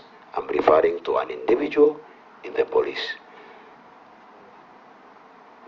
I think I should put it that way and leave it there. How I train my pastors, we take time. When they join pastorship, they stay there for quite a long time, even 2 years. They are seated there. I even teach them at night after services, because our services begin at around 8 in the morning. It comes to an end at around sometimes even 6 in the afternoon. By God's grace, I stand and preach for all those hours. By God's grace. So I teach them for quite a while. Then I call my spiritual father to pray for them and to anoint them. Even the ones that I've dispatched, he prayed for them. Because I don't want to release people who are not known to him. And he's the spiritual head guiding me. So that is how I train them. And when I will have the opportunity, maybe willingly or by being compelled to go to theological college, I will do what is necessary. Because the fate of our country, once you have been entrusted by more than 45,000 people to talk to them, you need to be very careful and know that these are not your people. These are the citizens of a country. You must do what is right for their sake. So that is my position. Fee structure. The fee structures there and the amount that we have paid for them. There are people who have been in school, and by the mercies of the heads of the school, they can even go to school until they reach Form 4, wakati ambapo wanadaiwa something like 200,000. Mwalimu anajaribu kuwa lenient. Maybe mtoto anapata A, lakini mwalimu anafikiria, niko na watoto kama 70. Nikifukuza huyu, ataenda kutoka nje kwa sababu ya fee structure. Kwa sababu ya fee. Sinimwache hapa. So wakati ambapo tumepata mtoto kama huyo, huwa hatuangalii ni kabila gani, anatoka kwa religion gani, anadaiwa ngapi. The fate of our children lies with us. Wewe Ezekiel, by God's grace, you can have a church with a seating capacity of 45,000 people. Where do you take this money? Utaniambia hauna 200,000 ya kulipia mtoto wa mtu? Ama ni greed? So mimi nikipata, I don't ask. Bora tu shule imedhibitisha anadaiwa hii.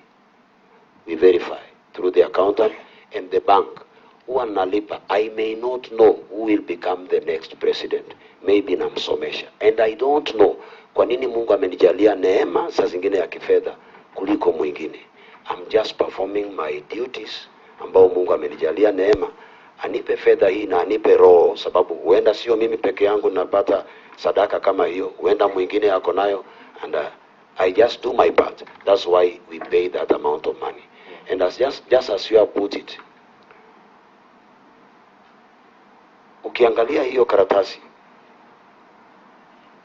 mimi naitwa Ezekiel Odero. Kupata Edwin Onyango hapo ni ngumu. I don't know kama yuko. Why? Huh? Why? Because niliponunua uwanja Kilifi, I had all information, the plight of the children of Kilifi. Through Honorable Chair, Honorable Senator, hakuna mtu asiyejua mtoto wa Kilifi vile anavyokaa. Kila wakati TV, yule mtoto aliyekuwa anatuanga mawe akawa covered na Citizen, and I thank God for the Citizen TV. Alikuwa anatoka Kilifi. Mimi nakaa hapo. Washirika wametoa sadaka. Niko na watoto 3. Mimi nikae kwa sababu kiwango cha uchumi wa Kilifi na Kisumu ni tofauti. Turkana na Thika ni tofauti. Uwezi enda Thika kusomesha mtoto Thika na umeacha mtoto wa Turkana ama mtoto wa Kilifi. What are you doing? So nikasema charity begins home. Nichukue hawa watoto more than 200 niwapeleke shule. Maybe kesho tutakuwa na mtoto mwingine anaitwa Kaindi, the Deputy President of the Republic of Kenya. That is the reason. Na kama tuko na uwezo wa kuwapeleka watoto 200 shule na wako Kilifi, kesho tukipata watoto wengine kama wako sehemu za Turkana, vile ambavyo tunapanga, sababu Turkana na Kilifi zinakaribiana, mapato ni tofauti, tuende huko tuwasaidie. Tuki-expand pole pole, tuende Kisumu kwa sababu sio wote wanaweza, ama sehemu za ya Chair, hata sehemu ambao unatoka Tana River, tuwasaidie, because you can't do it all over the country all of a sudden. How did you grow? So that is why hao watoto tulienda, nikaongea na governor, nikamwambia naomba hawa watoto ambao naona wamekwama. Governor akaniambia, Pastor, I wish you knew ni watoto wangapi. Nilipoenda kwa ofisi yake, nikapata mtoto aliyeuza kuku apate nauli ya kuenda kwa governor, na mwingine ametembea mguu kilomita 20. Governor anaweza kuprove hii, aende aombe school fees kwa governor. Nilimuomba governor, maybe you are able to do this, lakini nimeona na macho yangu, nipe nafasi hao watoto niwalipie, na yule ambao plight yake imetangazwa na Citizen, na wengine waje. Walienda wakatangaza. That is how we got over 100 students na wakaletwa. Tushalipa 1 year. Yatakikana by maybe the end of this year. Hiyo ni wale ambao tumewalipia 1 year. But we are taking more than 200 students, full scholarship, secondary, full scholarship, secondary. Nikamwambia nipe hawa nisomeshe. Nadhani niko na uwezo. Mimi niko na watoto 3. Chair, mimi nimesomeshwa na ndugu mwingine anaitwa Matthews Malege hapa tu, na sikumaliza kwa sababu hangekuwa na hizo pesa zote za kunifundisha chemical processing technology. Na babu yangu ndiye amenisomesha kuanzia class 7 mpaka form 2. NGO imenisomesha from form 2 to form 4. Mimi nikajua kizungu kiasi. Leo hii naweza nikapata pesa ambao huenda mshirika anatamani kujua, and it is biblical. unaitumiaje? Nikae Kilifi, tuhubiri Injili, kuwe na hawa washirika, mimi ninunue gari nyingine na gari nyingine, huyo mtoto amekwama. Hapana. Even natural justice haifai. Hiyo ndio maana tulianza na Kilifi, na Mungu atuwezeshe, tutawapeleka shule. Okay. So now, Senator, and I will answer something, sir. Please, Your Honor. Money laundering? Oh yes, yes. I will put it this way.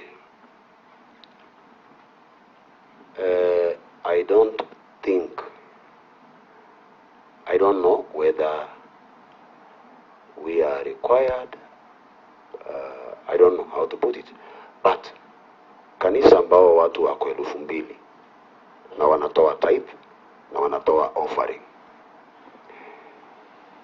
Your Honor and Chair, sidhani kama mimi vile nimekaa mchungaji, sidhani kama hiyo sadaka ni kidogo, honestly.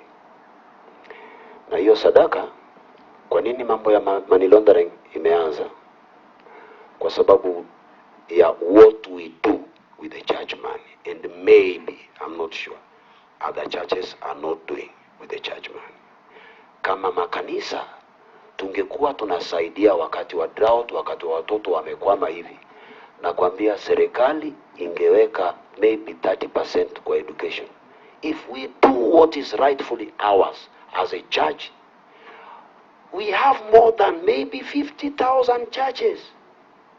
What is our contribution to the society? And why should we victimize a church that is taking more than 200 students to school and say it is money laundering? Utamfanya aogope, aseme nisipeleke ili kesho nisije nikashtakiwa, because all churches maybe are not doing so. Kwa hivyo mimi nikae naogopa.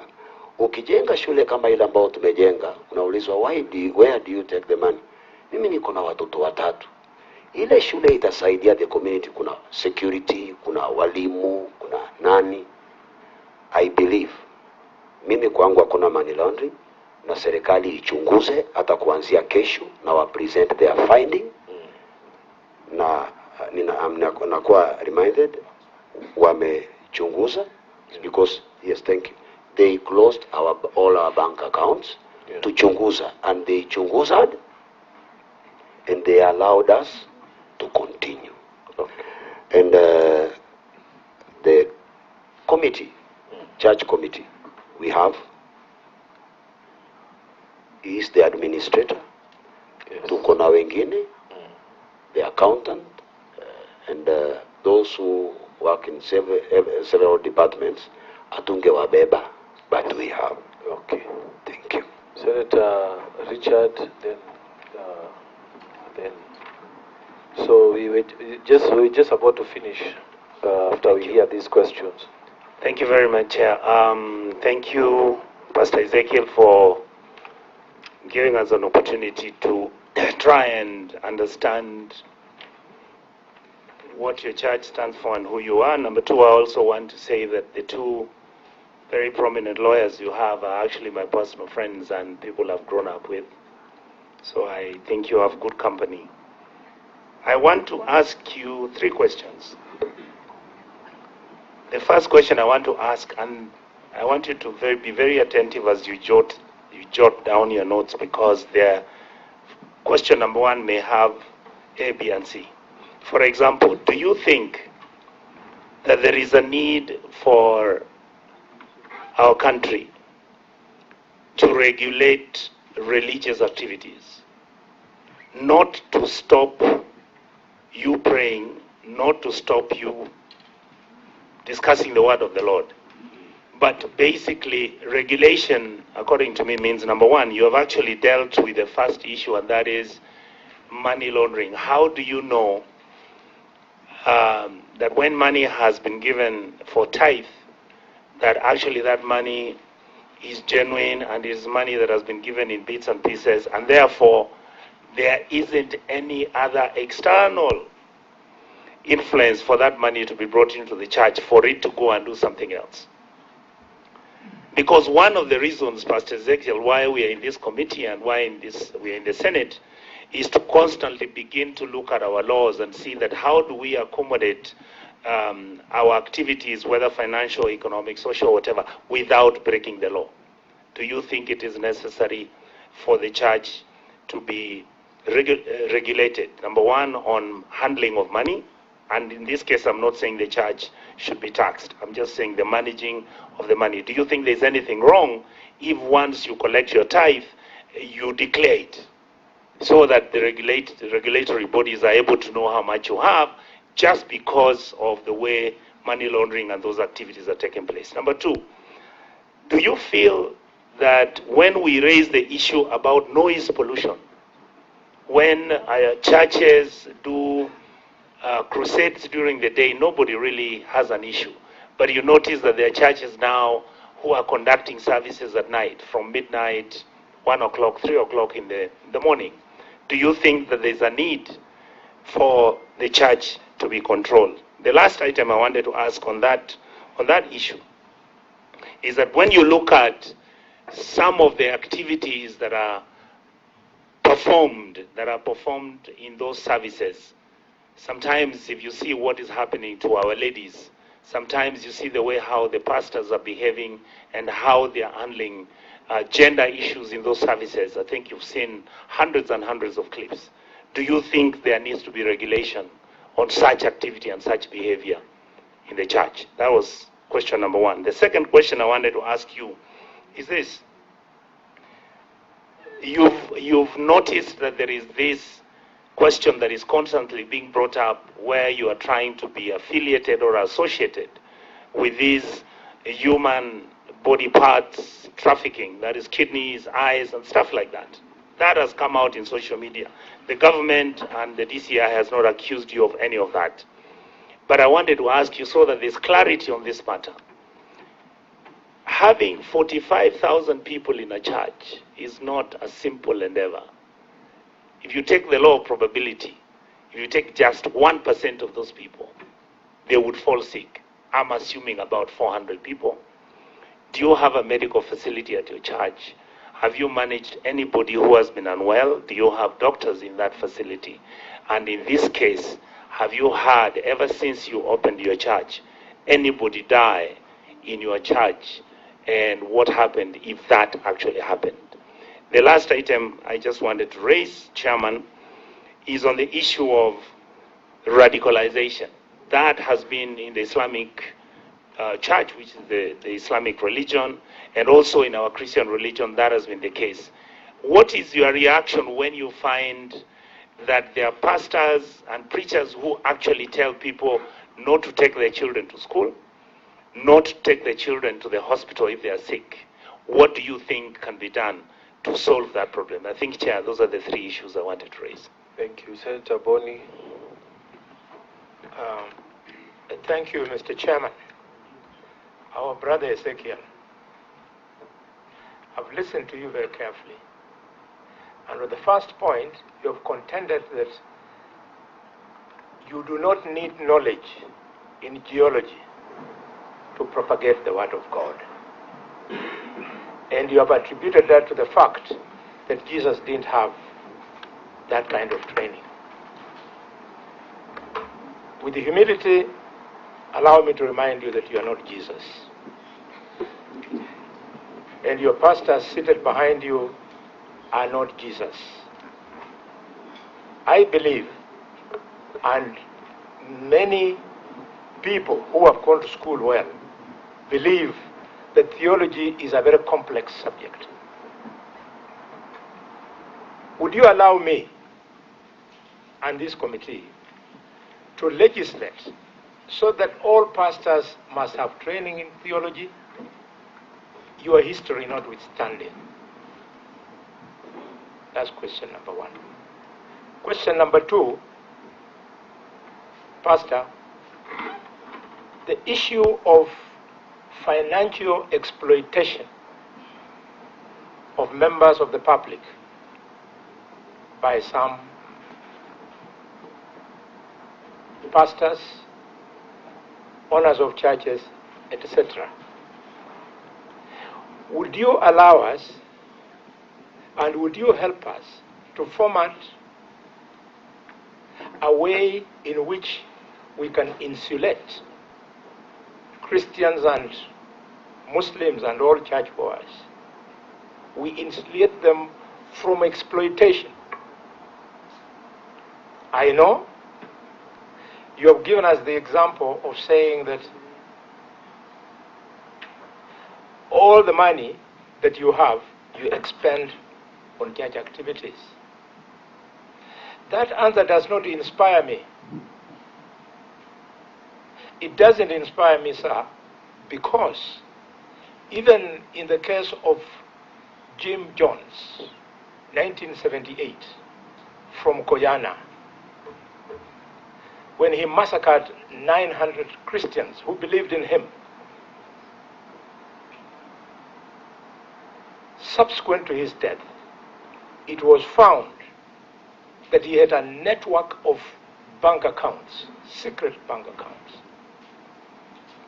Could you tell Kenyans today, following these proceedings, and on your own word, not on the word of the lawyers, whether you don't have a network of secret bank accounts? Why, my brother Ezekiel? Because, admirably, you have grown your wealth over the time of the last 11 years. You've grown your wealth from a young keyboard player in Pastor Muiru's church and become a billionaire. According to the records that we pick from Google, you are a billionaire. Could you confirm,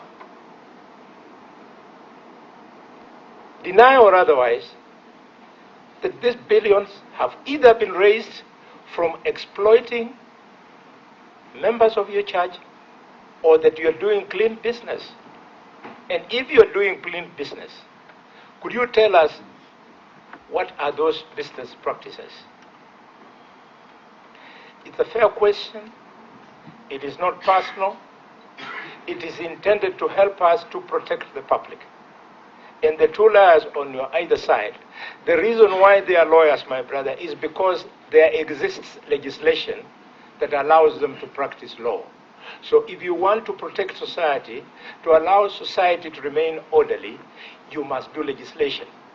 So because of the shock of the deaths of Shakahola, we have said never again should it happen. And if it must take legislation, we want to commit ourselves to legislate. Finally, but not least, the issue of the podium being used to incite members of the public. In the name of the Lord has told me, the Lord has shown me that leader X or coalition Y or party Z is the wrong one. How can you help us to legislate so that we contain that? And I'm glad you have referred to the post-election violence of 2007. I think Shakahola is worse than the post-election violence. Because post-election violence, people were competing, but in Shakahola, the unsuspecting public, and I speak from Kakamega, where many of them have been buried in Shakahola. I have attended Virgil funerals back home in Mumias, funerals back home in Shinyalu, in Ekolomani, in Butere. Thanks to that, what happened? Pastor, help us. What can we do? It's not enough for you. to again and again keep on telling us it is from the teeth or the contribution of the church that I have made this world. Be a man of God today, in the interest of the people who are lying dead today. I speak for Mangi, a little boy of 8 years old. When the police arrived in Shakahola, he was standing outside the homestead, and his parents were not there, and he said, Papa na Mama wameenda harusi. And when they ask what is that, it is what the chairman has been guiding you, where you are reported to have presided over such an event. And Mangi, who I speak for, 8 years old, is alive. He showed the police 2 graves, fresh ones, and told them, here lies my 2 elder brothers who were buried. Open up, my brother. I want to be proud of you. Kenya wants to be proud of you. The man on your left, Omari, he knows me.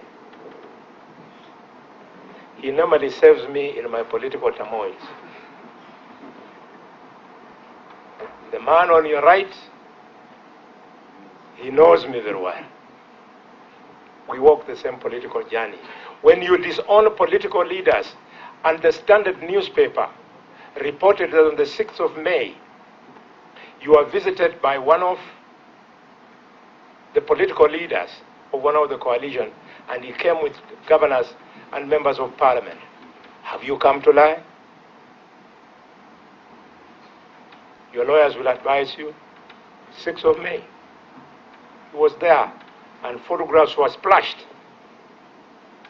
You tell us that the only time you have associated with us politicians is when we're in charge. But in this photograph, you are in a state-of-the-art room suggesting that could be your residence in Shakahola.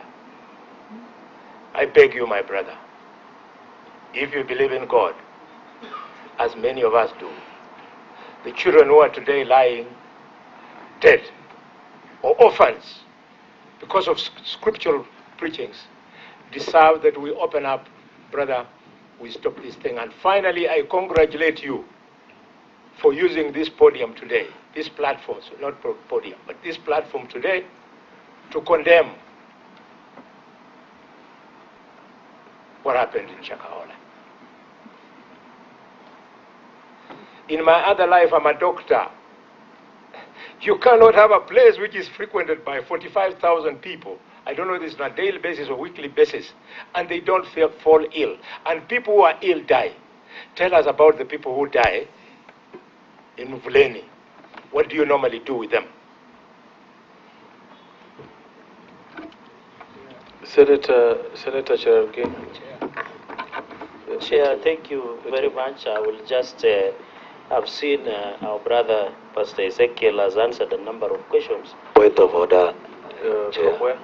So that I don't forget, allow me to answer this. There are very many, please. Then I will answer his question. I humbly request.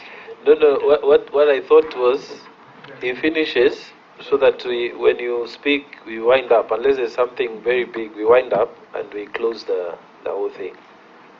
Your position Yes. granted, Chair. Continue. Thank you, Pastor Ezekiel, and it is finally good to meet you in person. And I was sent by your friends from Tanzania, and they are greeting you.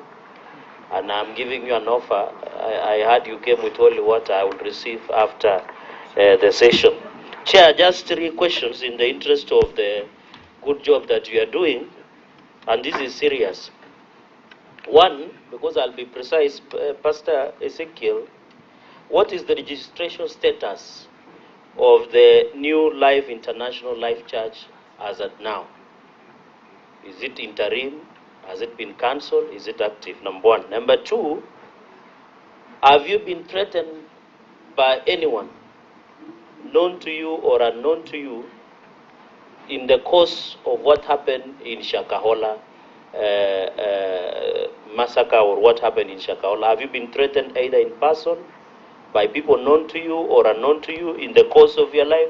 Because I was watching some of your preachings when you were doing a crusade online, and you were saying that somebody was threatening you.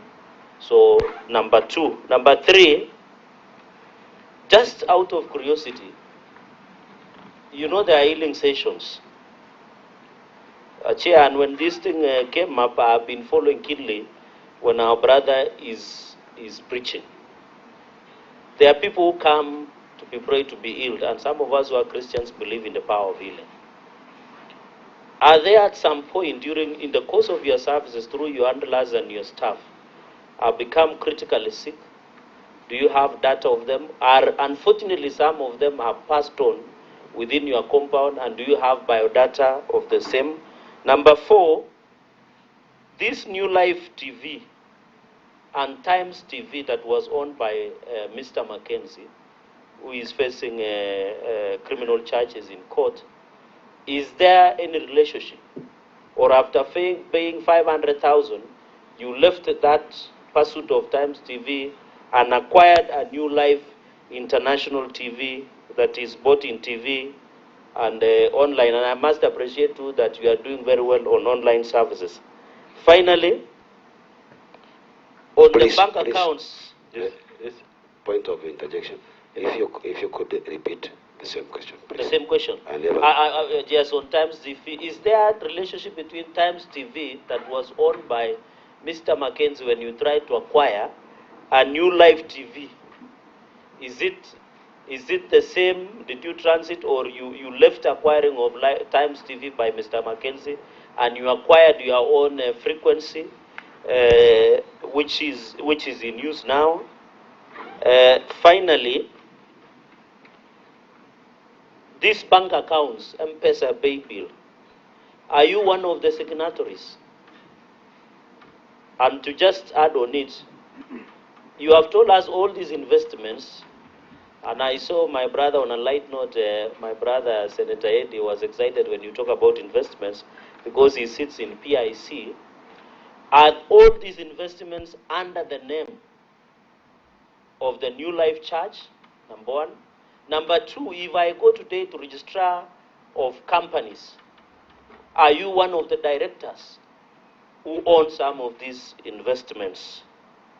And finally on that, please repeat that number.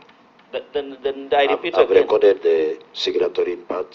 Then okay. The question on the investments, in these investments, you say they are registered under the church. If I go today to registrar of companies or a registrar of societies, will I, and the good learned senior of mine will advise you, will I get your name as part of the directors or in any form or managers? Will I get it? Finally, what Senator Boni Khalwale asked, do you have your own wealth outside the church investments? And have you been any way since investigations began subjected to lifestyle audit by any government agency, including EACC and others? And finally, what is your opinion? If you could repeat that. You are very fast, and I'm used to Madabao. Okay. Sorry. I'll repeat. I'll take that again. Yes, thank you. And relax. I'm your supporter and follower, so relax. And I believe in what you are doing, and I'm a good Christian. What I'm just saying is, outside these investments, when I go to company, registrar of companies or registrar of societies, will I be able to find your name as among directors or any other position that manages the church and the investment? Number one. Number two is, do you have wealth outside the investment of the church that belongs to Pastor Ezekiel or Odera as a person, like a garden, like a shamba, like a rental property? You know what I mean? And since investigations began, have you been subjected to lifestyle audit by the investigative agencies, including EACC or the rest? And finally,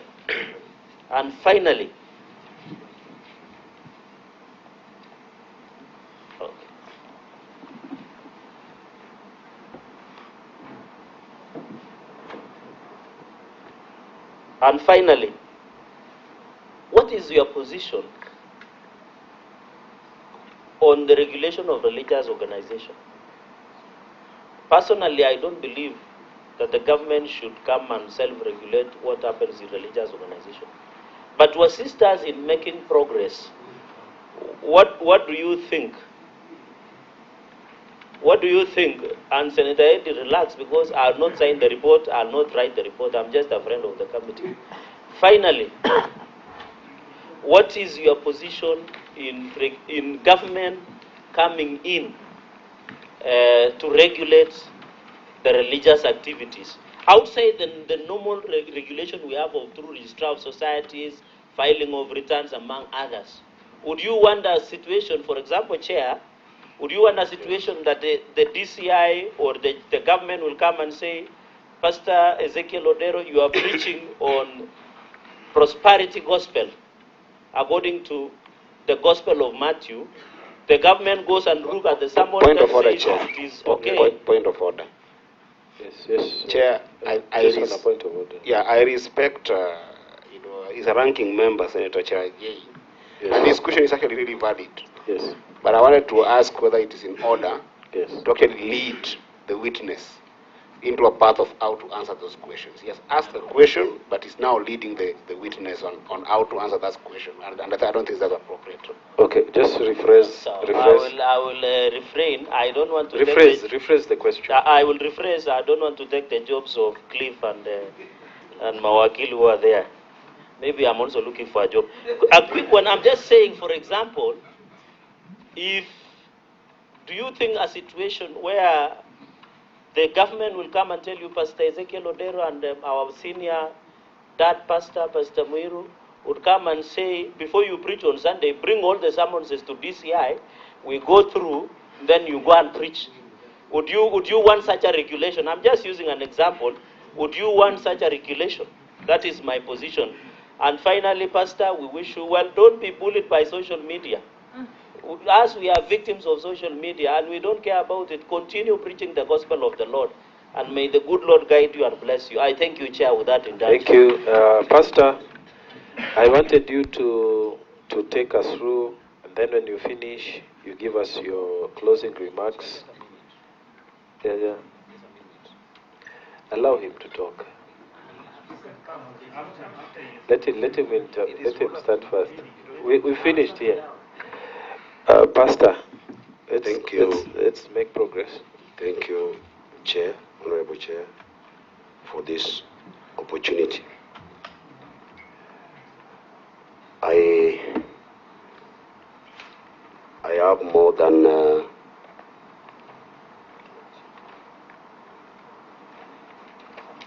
than 20 questions, but I will try to just answer. Do the best. First. Now, concerning the regulation of churches and activities, I will answer this, and I believe it will help me to say I've answered. Once I've answered that question from Honorable Boni Halwale, I've answered. And indeed, some of them you had actually alluded to them previously, so you can also indicate that this one, Mr. Chairman, I had dealt with. Thank you, Your Chair. So that we can move faster. The aspect of regulating the churches, I think I dealt on that, and I said, let us be sober. When we do things with emotions, we are likely to make mistakes. When something of this magnitude has occurred, we need soberness, so that when we touch on the regulation of the churches, not only churches, because the massacre of SHAKAHOLA, I don't think it dealt with money. So if we are regulating churches, where do we leave our brothers who go to mosques and our sisters who go to the temple and those who go to wachawi? Because waganga wanapewa certificate in the pretense ya kwamba ni traditional healers. Sadaka yao huwa wanapelekanga wapi? hakuna mtu ameita mganga akamuuliza tangia upewe certificate show cause ile sadaka yako unapelekanga wapi na umesomesha mtoto gani? I don't know. So, Pastor Ezekiel, maybe you can. This is just an example, sir. Yeah, because I don't know whether the mandate, our mandate goes to examining wagangas as well. I think they are related to religious organizations. So maybe you can answer those questions. Your Chair, they are registered under religious societies. Yes. Societies Act. Yes. Okay. Let's go. We share the same certificates. Yeah, that's why I think. So as a sign of humor, Your Chair, yes.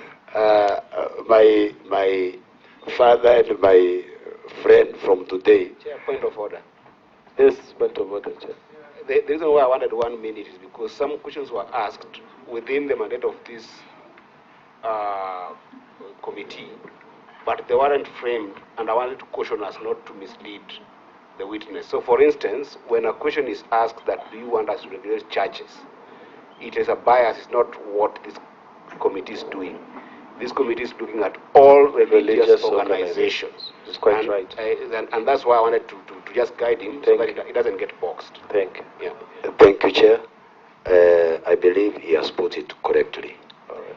If we are going to use soberness and involve the church and the imams and the sheikhs and the leaders of the temples to sit down as a community with sobriety and discuss this matter, then we will come up with a good framework on how to look into this matter.